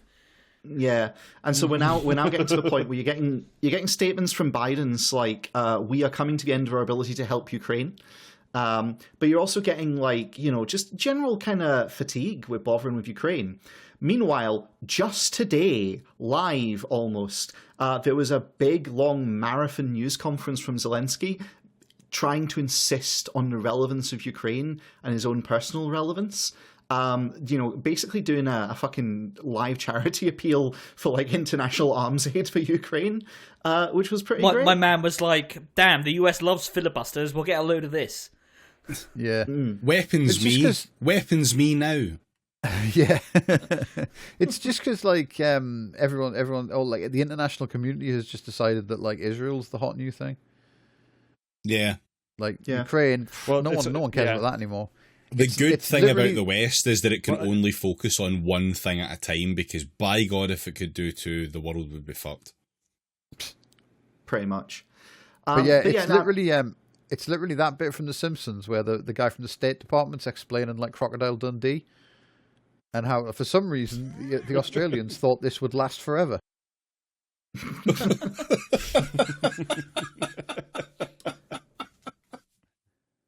But yeah, to kind of put it in place, there was an analysis segment from the BBC about his big marathon conference he did today. So interrupting the live stream came this little bit. Analysis. Zelensky seeks to strike a confident tone, which is the best passive voice murder of international statesman I think I've ever heard.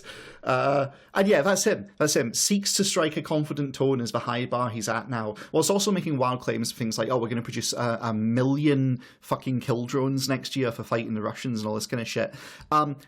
There's an interesting question as to whether he's going to stick around as president for much longer. But yeah, there you go. Like, in absolute terms, yes, he's far more relevant than like your Paul Masons or whatever.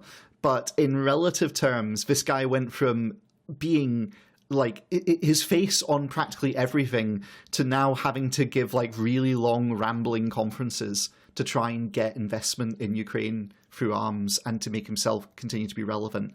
I think he should get it just from the sheer kind of Icarian irony of the whole thing, frankly. Okay.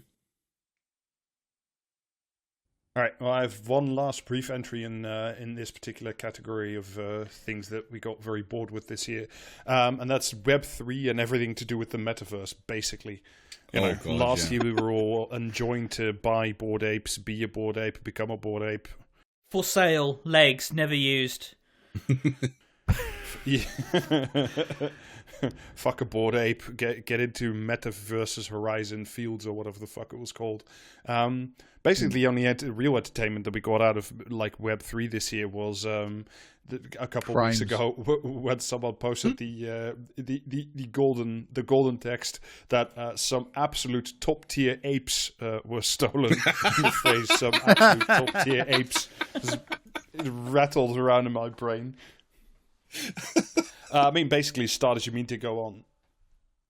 Apparently, they were still worth like $3 million and then somebody paid a ransom of $250K. So but everybody got their apes back. So it's a happy Christmas of an ending. Otherwise, there were like a whole bunch of all my apes returned. Continuing, pyramid schemes, scams. If you want to read more, the Web3 is going absolutely great. It's a great website to sort of skim and keep on top of things. The only one I wanted to highlight was apparently the Donald Trump campaign, which put out NFTs of his mugshot from when he got arrested for $99, which was payable to the Donald Trump campaign. But if you purchased 47, because President number 47 of the NFTs, which would amount to about $4,500 plus fees, you would get a scrap of the suit that Trump was wearing in the mugshot, and maybe dinner with the president turned criminal defendant. But later on in the email, it did say that that's very conditional and might not happen. Depends whether or not they can herd him into McDonald's that day. I love this idea of like a black market of Donald Trump artifacts. Yeah. like Jesus, like parts of the cross, but like relics, Donald Trump, relics, exactly. Yeah, like part of the Four Seasons sign of that one place that wasn't the Four Seasons hotel. You could have some of that. Big Mac with Donald Trump's fifth incisor embedded in it. Yeah. But I think that like the most important way that you know that like all of this has completely just vanished off the top is that like this year Apple launched its like Vision Quest, like a goggle thing for like Meta whatever bullshit, Horizons and so on and so forth, and it was like these piss ugly ski goggles that cost $1,300, and like you couldn't even get like the people who buy all the new iPhones excited for that shit. So good riddance to bad rubbish. I hope it goes bankrupt again. All right. Well, anyway, that's my final law. entry. All right. Okay. So we have American presidential candidates: Web3 and the Metaverse, Lawrence Fox, the Lib Dems, Zelensky, and the King. I say it probably has to be the King, because he's like supposed to be important, and I'd genuinely forgotten he fucking existed. Yeah. See, I'm going to take the other tack. I think on any given day, if you asked me like who's in charge of the country, I would say, well, the Queen. Do you know what I mean? Like, I genuinely just like just still assume that when everyone says the Queen's deed, we're still just doing a bit. Do you know what I mean? Because surely if she had actually died, they would have replaced her with someone. That's how it works, you know. See, I take the slightly different tack that I don't think it should be the King, purely because he does actually matter. He does have influence over our laws, and I feel like it's a manufactured irrelevance.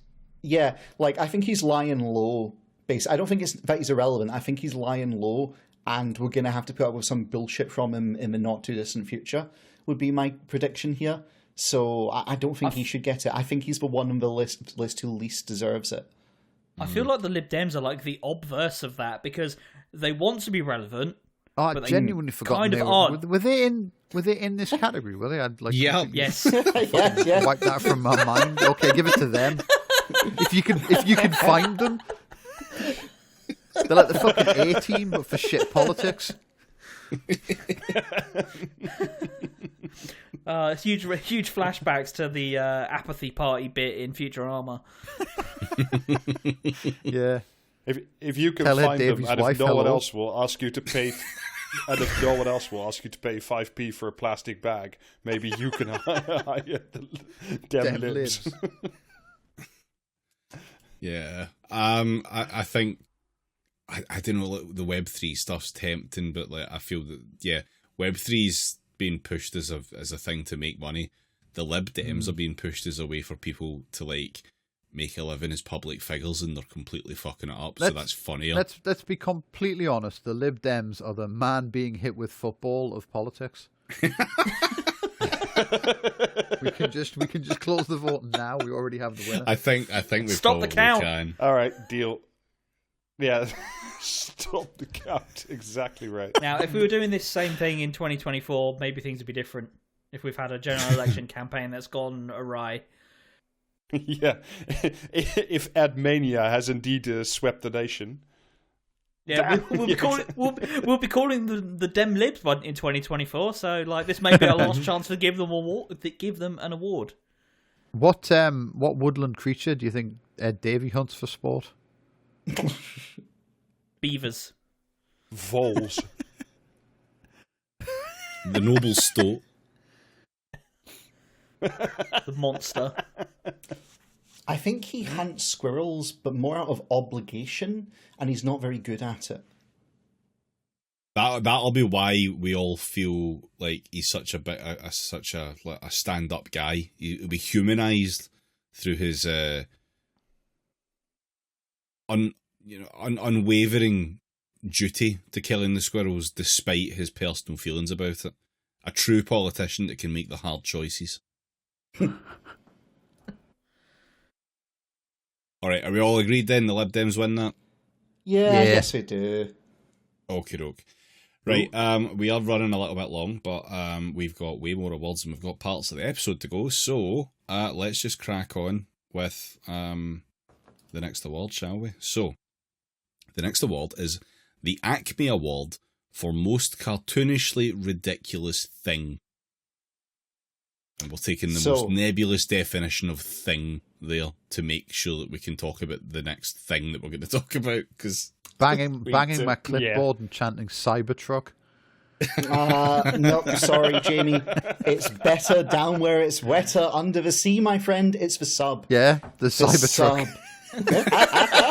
once they launch that like fucking upgrade that puts blue tack in the door seals or whatever the fuck it's going to do. I'll get there in a bit. Counterpoint, the Cybertruck aspires to be the sub, but the sub was the OG useless thing. Okay, where do we start? Imagine that you're Boeing and you have this fucking carbon fiber hull which has failed your quality standards. Probably needs to be binned then. Au contraire, my friend, there is this little known dude who thinks that it'd be a good idea to visit the bottom of the sea to see the wreck of the Titanic. And boy, does he have a use for your carbon shell, which in no way, shape or form was rated for that depth or pressure. Yeah, it's the sub. It's the fucking sub. It's the video game controller piloted sub, where you had to sign a disclaimer that you were a member of the crew rather than a passenger, so your estate couldn't sue them after you inevitably died and got turned into a fine red paste. I mean, what do we have to say here? Like, I genuinely, every time I've thought about this, I've just thought there's just so much, and we spent so long talking about it. So in the interest of time and brevity, because you did say, David, we're kind of running over, it's the sub. The sub is a thing which didn't need to exist, and its sole redeeming feature is it took out 2 billionaires. So there you go. It did have that. What? That's some high quality redeeming, though. Like that's someone. Yeah. Oh well, redemption does not rule it out of this award, thankfully. No, it doesn't. No, that's true. It is a cartoonishly ridiculous thing. This is very obvious. Yeah. What was the name of the sub again? I can't remember, and the only words I have rattling around in my head for some reason is Event Horizon. Right, okay. I don't know why I thought it was called the Event Horizon, but it was the only 2 words that could ever fucking come into this. So, yeah, I don't even know what we need to say. I think we said plenty about this already this year. Like, I forgot it happened. I genuinely forgot it happened until half an hour before we recorded this. I just wanted to add that like, wasn't it true that like the sole viewing port on it was like where the bathroom was? So like, you could only take so shit into like everyone. There was one side of it was bolted in. I say bolted in. It was mostly bolted in. Sometimes they didn't bother putting all the bolts in all the time because it made it too difficult to open, which is the point. The other side of it had a very small window, and just in front of that window was the box in which you shat.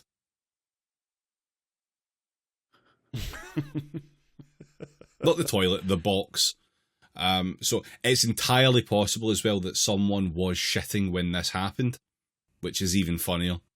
Well, if you think about it, the pressure wave probably would have, Yeah, no, they definitely, stuff was expelled during it, so... I don't think anything was expelled. Like, it was an implosion. Yeah, it was impelled. Yeah. Just in the last, picosecond before you get crushed to death, like, all you see is, like, a plastic jar full of piss hurtling towards your face. Oh, dear. Yeah. Okay, yeah, quality entry. I don't have anything to add, but yeah, we'll go to the next submersible thing, which is the Cybertruck. Allegedly. Yeah, Cybertruck. Cybertruck. Well, no, they're all technically submersible. The state of the inside of it, debatable, but there you go. I mean, pretty much everything's submersible if you find a big enough body of water. Exactly. Exactly. Your garden, for example, submersible. Yeah. So, this is now at the prototypes on the road stage, and also the prototypes in the mud stage. Did we all see the video of it having to get pulled out of the mud by a normal car? That was good. Yeah. Yeah. It also apparently doesn't have any way you can attach a fucking tow cable to it, so they had to just tie it around the axle. Oh, but that's only because it's a that's prototype. fantastic. If you listen to Blue Tick Replies, Yeah, because surely, wouldn't you make sure that you would never need to tow a prototype. It's completely finished and has no issues. yeah, exactly.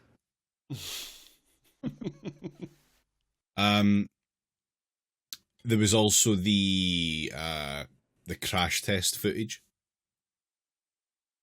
Did we all see the crash test footage? Yeah. No, that footage was ridiculous. Yeah, where, like, that thing is going to murder so many people if they get hit in it. Yeah. Well, that's the point. Crumple zones? What are crumple even zones? like the well, even like the crash test dummies looked like they were in insane levels of pain. Yeah. Yeah. Those were actually Neuralinked people. That'd be why they crashed then. Yeah, it's also why they were already in pain. There's more. It just, every time we see this thing, it gets fucking worse. Like, they must have pulled off the prettiest possible prototype that they had, which is fucking saying something for that time when the cunt broke the windows on it to demonstrate how bulletproof they were. Yeah. But, like, every single picture of them has the bodywork looking even worse than a normal fucking Tesla. Like, none of the parts actually match up to each other.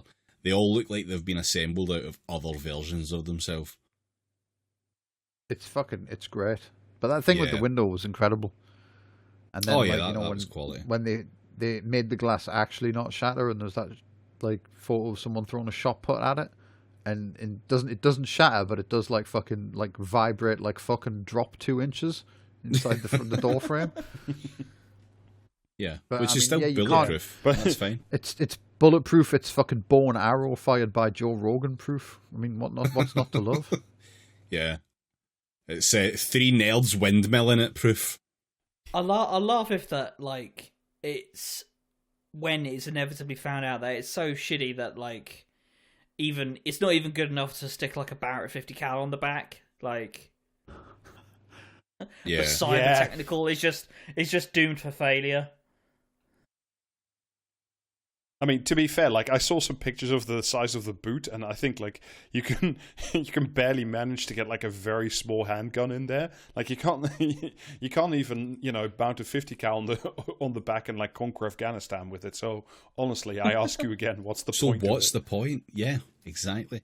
The dipshit Elon Musk has said that it should be able to traverse water to a distance of about 100 meters. Mostly just need to upgrade the cabin door seals. Okay. There are like. Is that after fixing the panel gaps, or? Oh no! Those are fine though. Those are fine. It doesn't matter. Like, your hand might fit in there, but water won't. That's fine.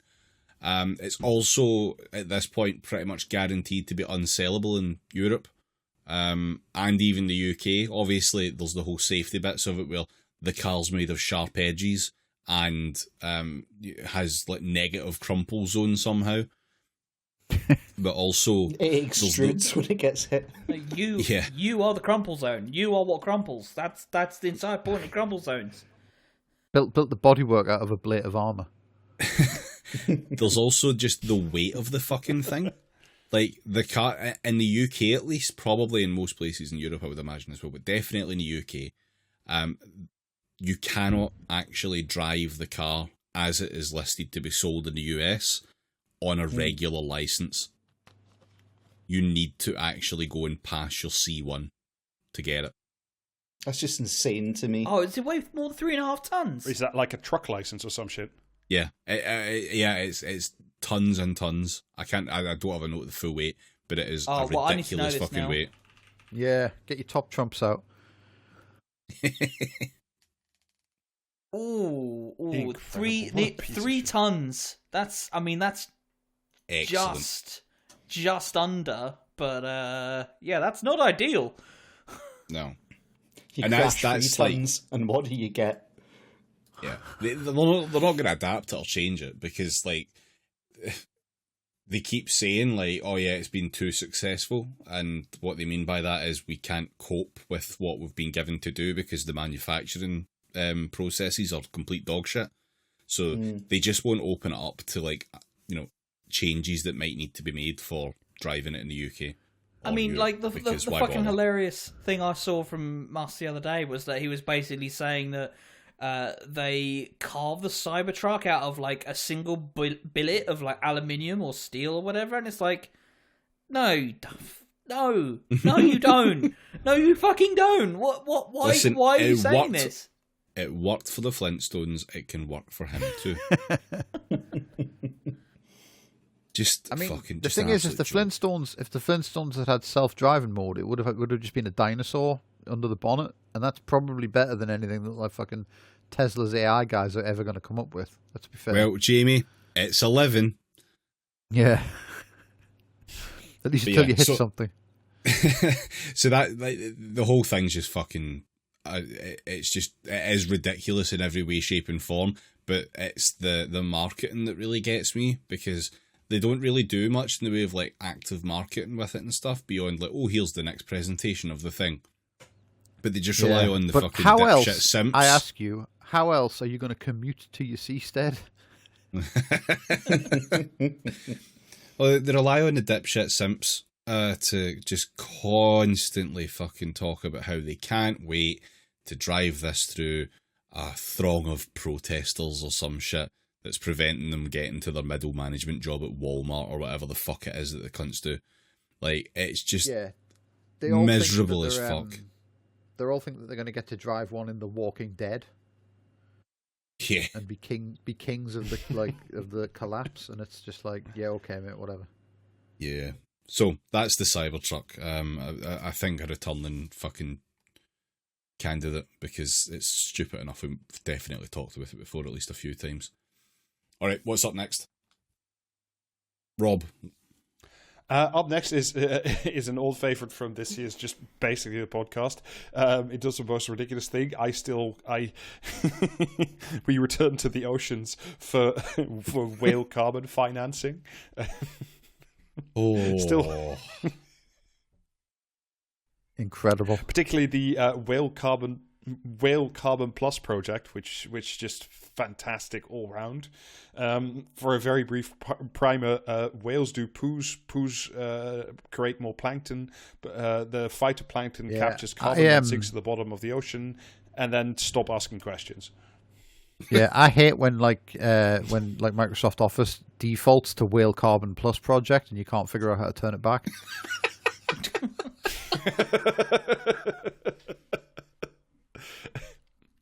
Also, when the whales themselves die, their big fat carcasses also sink to the ocean floor, which means even more carbon capture. Although, you know, in a shocking twist of events, there was recently a study from the University of Alaska to show that carbon, that was supposed to be sequestered by the phytoplankton that sinks to the bottom of the ocean, actually gets recycled into the atmosphere so fast it can't count as sequestering. So, like, the whole thing's basically pointless. All the liquid billionaires down there are interfering with the process. they're market disruptors. Well, I am pleased to the announce Atlantic that Ocean. The Atlantic Ocean is now a homeopathic solution for like money. Yes. Very nice. Very nice. It is Jesus 1812. Christ. Oceans have become billionaire dumping grounds. Oh, inshallah. I do have a quick update for you with some good news that it's going to be even more ridiculous. If you remember one of the Whale Carbon Plus project partners, Whale Seeker. These were the guys that could That is with that scientific is such technology. a 2000s file sharing network name. Ocean Friend Finder. Plenty of fish, surely. Sorry. Yeah. Fuck off. So previously they only worked with aerial and satellites to find specific whales in the ocean. But now they have partnered with a new company called Ocean Mind AI. So, we're introducing AI to our hunt for the biggest, for the most That dangerous should game. be good. Oh, okay, yes. So look forward to the episode on that next year.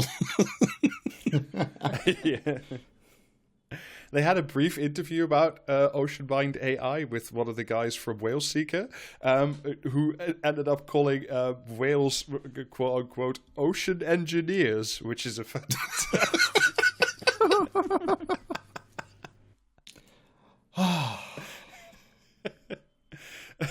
It's an ocean engineering podcast with slides.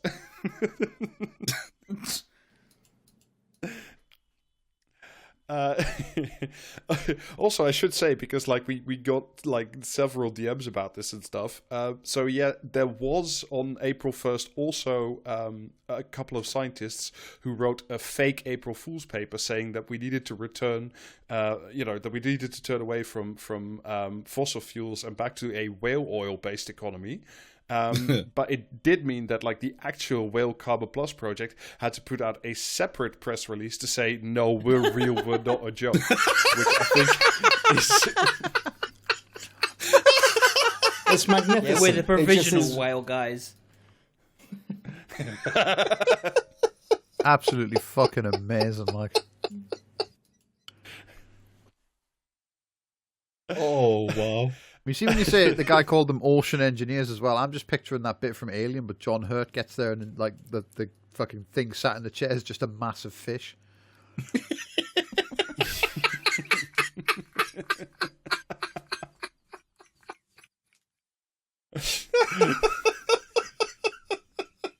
He looks in one of the eggs and a squid gets him.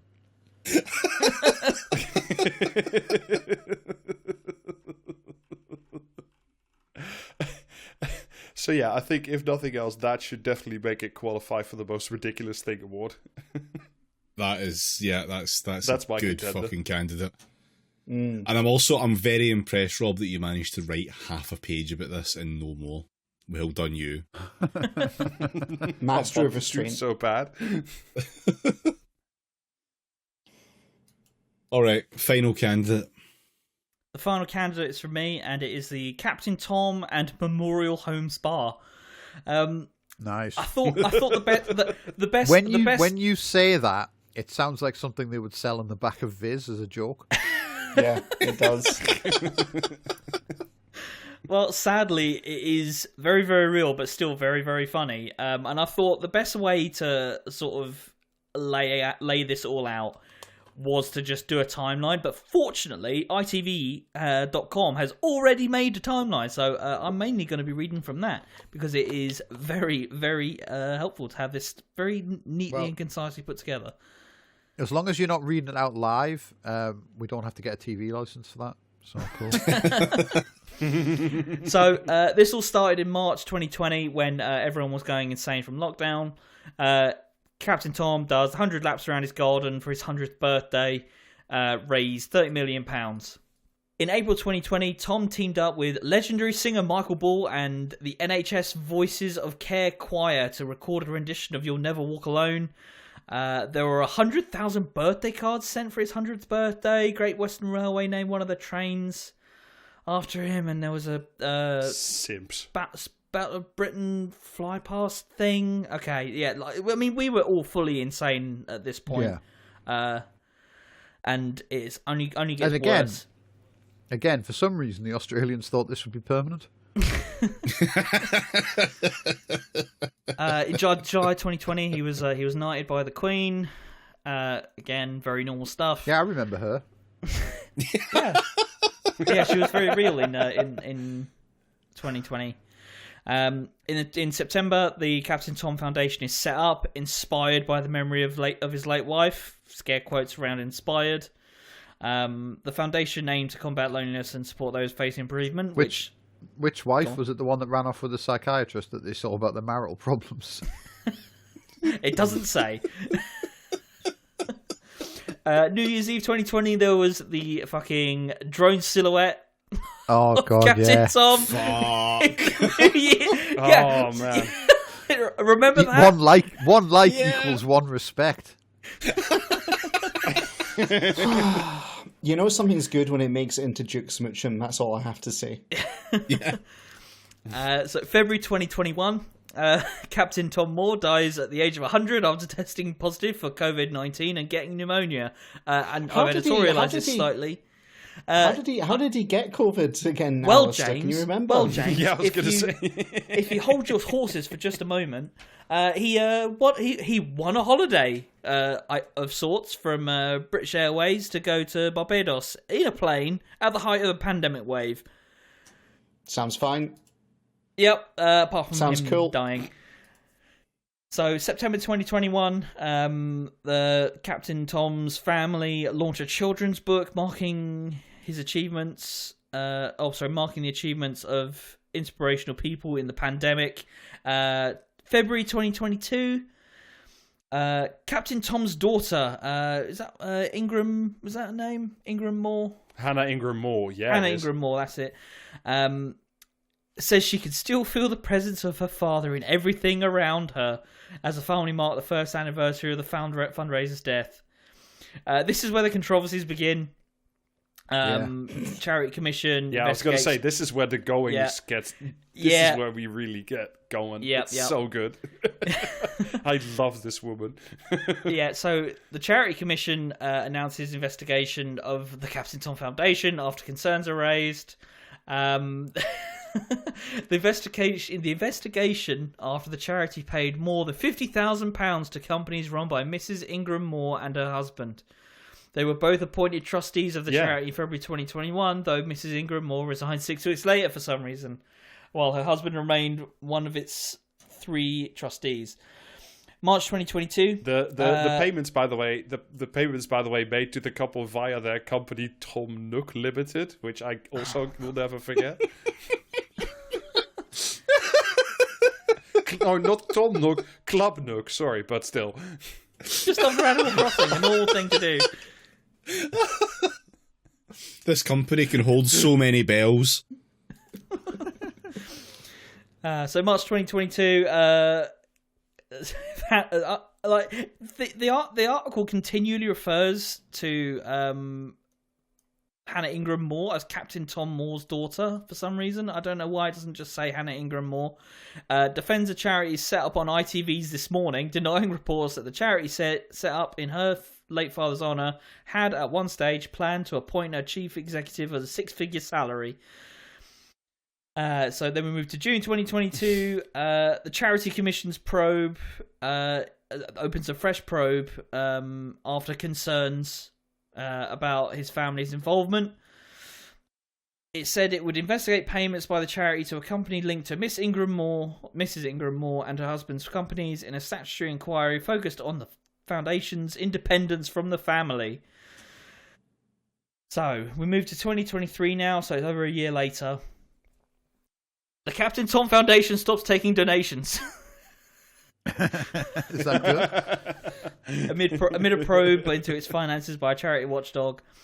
Planning chiefs had already ordered an unauthorised building to be demolished at the family's Bedfordshire home after retrospective plans for a building containing a spa pool were rejected. Miss Ingram Moore, not Miss Side Ingram note, by Moore, the way, because they had like a bunch of people on like the charity board who were like not involved with building an onsen, and I think a bunch of them resigned, or at least like put out a statement saying, no, we didn't approve of this, we didn't see it, and it kind of just fucking happened without us being present, so we pull our hands off this. Just incredible stuff. So it's still in July 2023. It says the article says it's not really an article; it's more like just a timeline. But anyway, the building was approved to be used in connection with the Captain Tom Foundation and its charitable objectives. Presumably, one of those objectives being building a big spa pool in the back garden. Later revised after a larger building containing a spa pool was built. Yeah, what? Miss what? It's very inconsistent in the way it refers to Hannah Ingram Moore. If it's Mrs. Ingram Moore, Ms. Ingram Moore. Anyway, Ms. Ingram Moore appeals against the demolition order. So this is only a few months ago now. So this is getting quite up to date now. September 2023, a probe into the charity had a massive adverse impact on fundraising, the charity claims, as accounts revealed that the late veteran's daughter received more than £70,000 to head the charity. Accounts revealed that the income of the charity more than halved from £1 million in the 2021 financial year to just £400,000 for the 18 months June 2021 to November 2022. Okay, and this is the last segment in the timeline. To October 2023. Hannah Ingram Moore defends herself in an interview with Piers Morgan as it emerges that her family kept profits from 3 books he had written, reported by The Sun to be £800,000. She says that her father wanted them to get the profits from book sales. And that's it. That is the very, very nice timeline put together by ITV.com. It was... So... Who keeps the money from the Sir Tom Moore Dam Busters clock plate of Tutankhamun? Satan. Presumably Hannah Ingram Moore. Yeah. I love these people so much. It's I mean, it's just, it really is just a testament to, like, you know, that British grifting that we're so familiar with, just writ large. I mean, like, there was so much of it in the pandemic with the fucking PPE stuff, you know, all the furlough fraud and like this, which is what it's, I suppose, essentially amounts to like charitable fraud. Amazing. I'm sure it's fine. Yeah, just fantastic people all around. All right then, the candidates are the Sub, Cybertruck, Wheel Financing, or Captain Tom. Cybertruck. You're all fools. It's the Sub. I think it's the Sub too. Sorry, I'm sorry. The Sub. It is the ultimate example of billionaire hubris resulting in finding out. It's fucking great. Yeah, I mean, it's cartoonishly ridiculous because yep. Any billionaire facing any kind of consequence for their completely insane behaviour is just so far outside of like my imagination that it wins by default. Yeah. Cybertruck. It's also just very funny. Cybertruck, yeah. We'll be driving the Cybertruck down there to see the fucking like flat sub before long. All right. Well, fortunately for you, Jamie, as we know, this podcast is not a democracy. Unfortunately for you, I've decided through executive power that I've given myself, and there's nothing anyone can do about it. It's the Cybertruck that wins it. Yeah, well, we'll see how that comes out in the edit. Quite frankly, I graciously accept your honour on behalf of Cybertruck. Fuck off. I'll be honest, Jamie, if you can edit it together so that it plausibly sounds like we all voted for Cybertruck, then I'm okay with my vote being stolen. Like, define plausible. I don't even need it to be plausible. I just want you to do it. All right, I think part 1 of the award show has gone on considerably longer than it should have, so we will call it here, and you can all, in the meantime, if you have not done so already, go to patreon.com/praxescast, where you will find one bonus episode that's been released already and another one to come. Another one to come on the 1st of January, the Q&A episode. So, and you'll also get access to the Discord. We'll be posting there. There will be streams happening. So it's twitch.tv/praxescast. They'll be happening at some point over the Christmas holidays, so stay tuned for anything about that. Twitter, BlueSky, just the usual fucking places to find us for that, for announcements on that front. But you'll definitely know in the Discord, so you should join the Patreon for the Discord. And part 2 of the awards show will follow in the new year. And yeah, thank you all very much for joining us this year. It has been shit, and we wish it hadn't happened. If you join the Patreon and get on the Discord, you'll get to look at Rob's disgusting like toasted pervert that I'm now posting to the Vibes channel. Oh, it's already been posted and we eat for you. Has it? All right. Well, it's going in Yeah. Vibes as well. Anyway, I don't care Fuck because it. it is just a little fucking a little horrible gremlin, and I've been like, it's been in my peripheral vision the whole time we've done that fucking recording. Oh dear. All right. Yeah. Thanks very much. Enjoy your Christmas. Hope it's not completely shit. And just remember, family's a choice. You can just leave, walk out. Yeah. Yeah. True words. Bye. Yeah. Uncles if Bye. you're quick. Bye. See ya.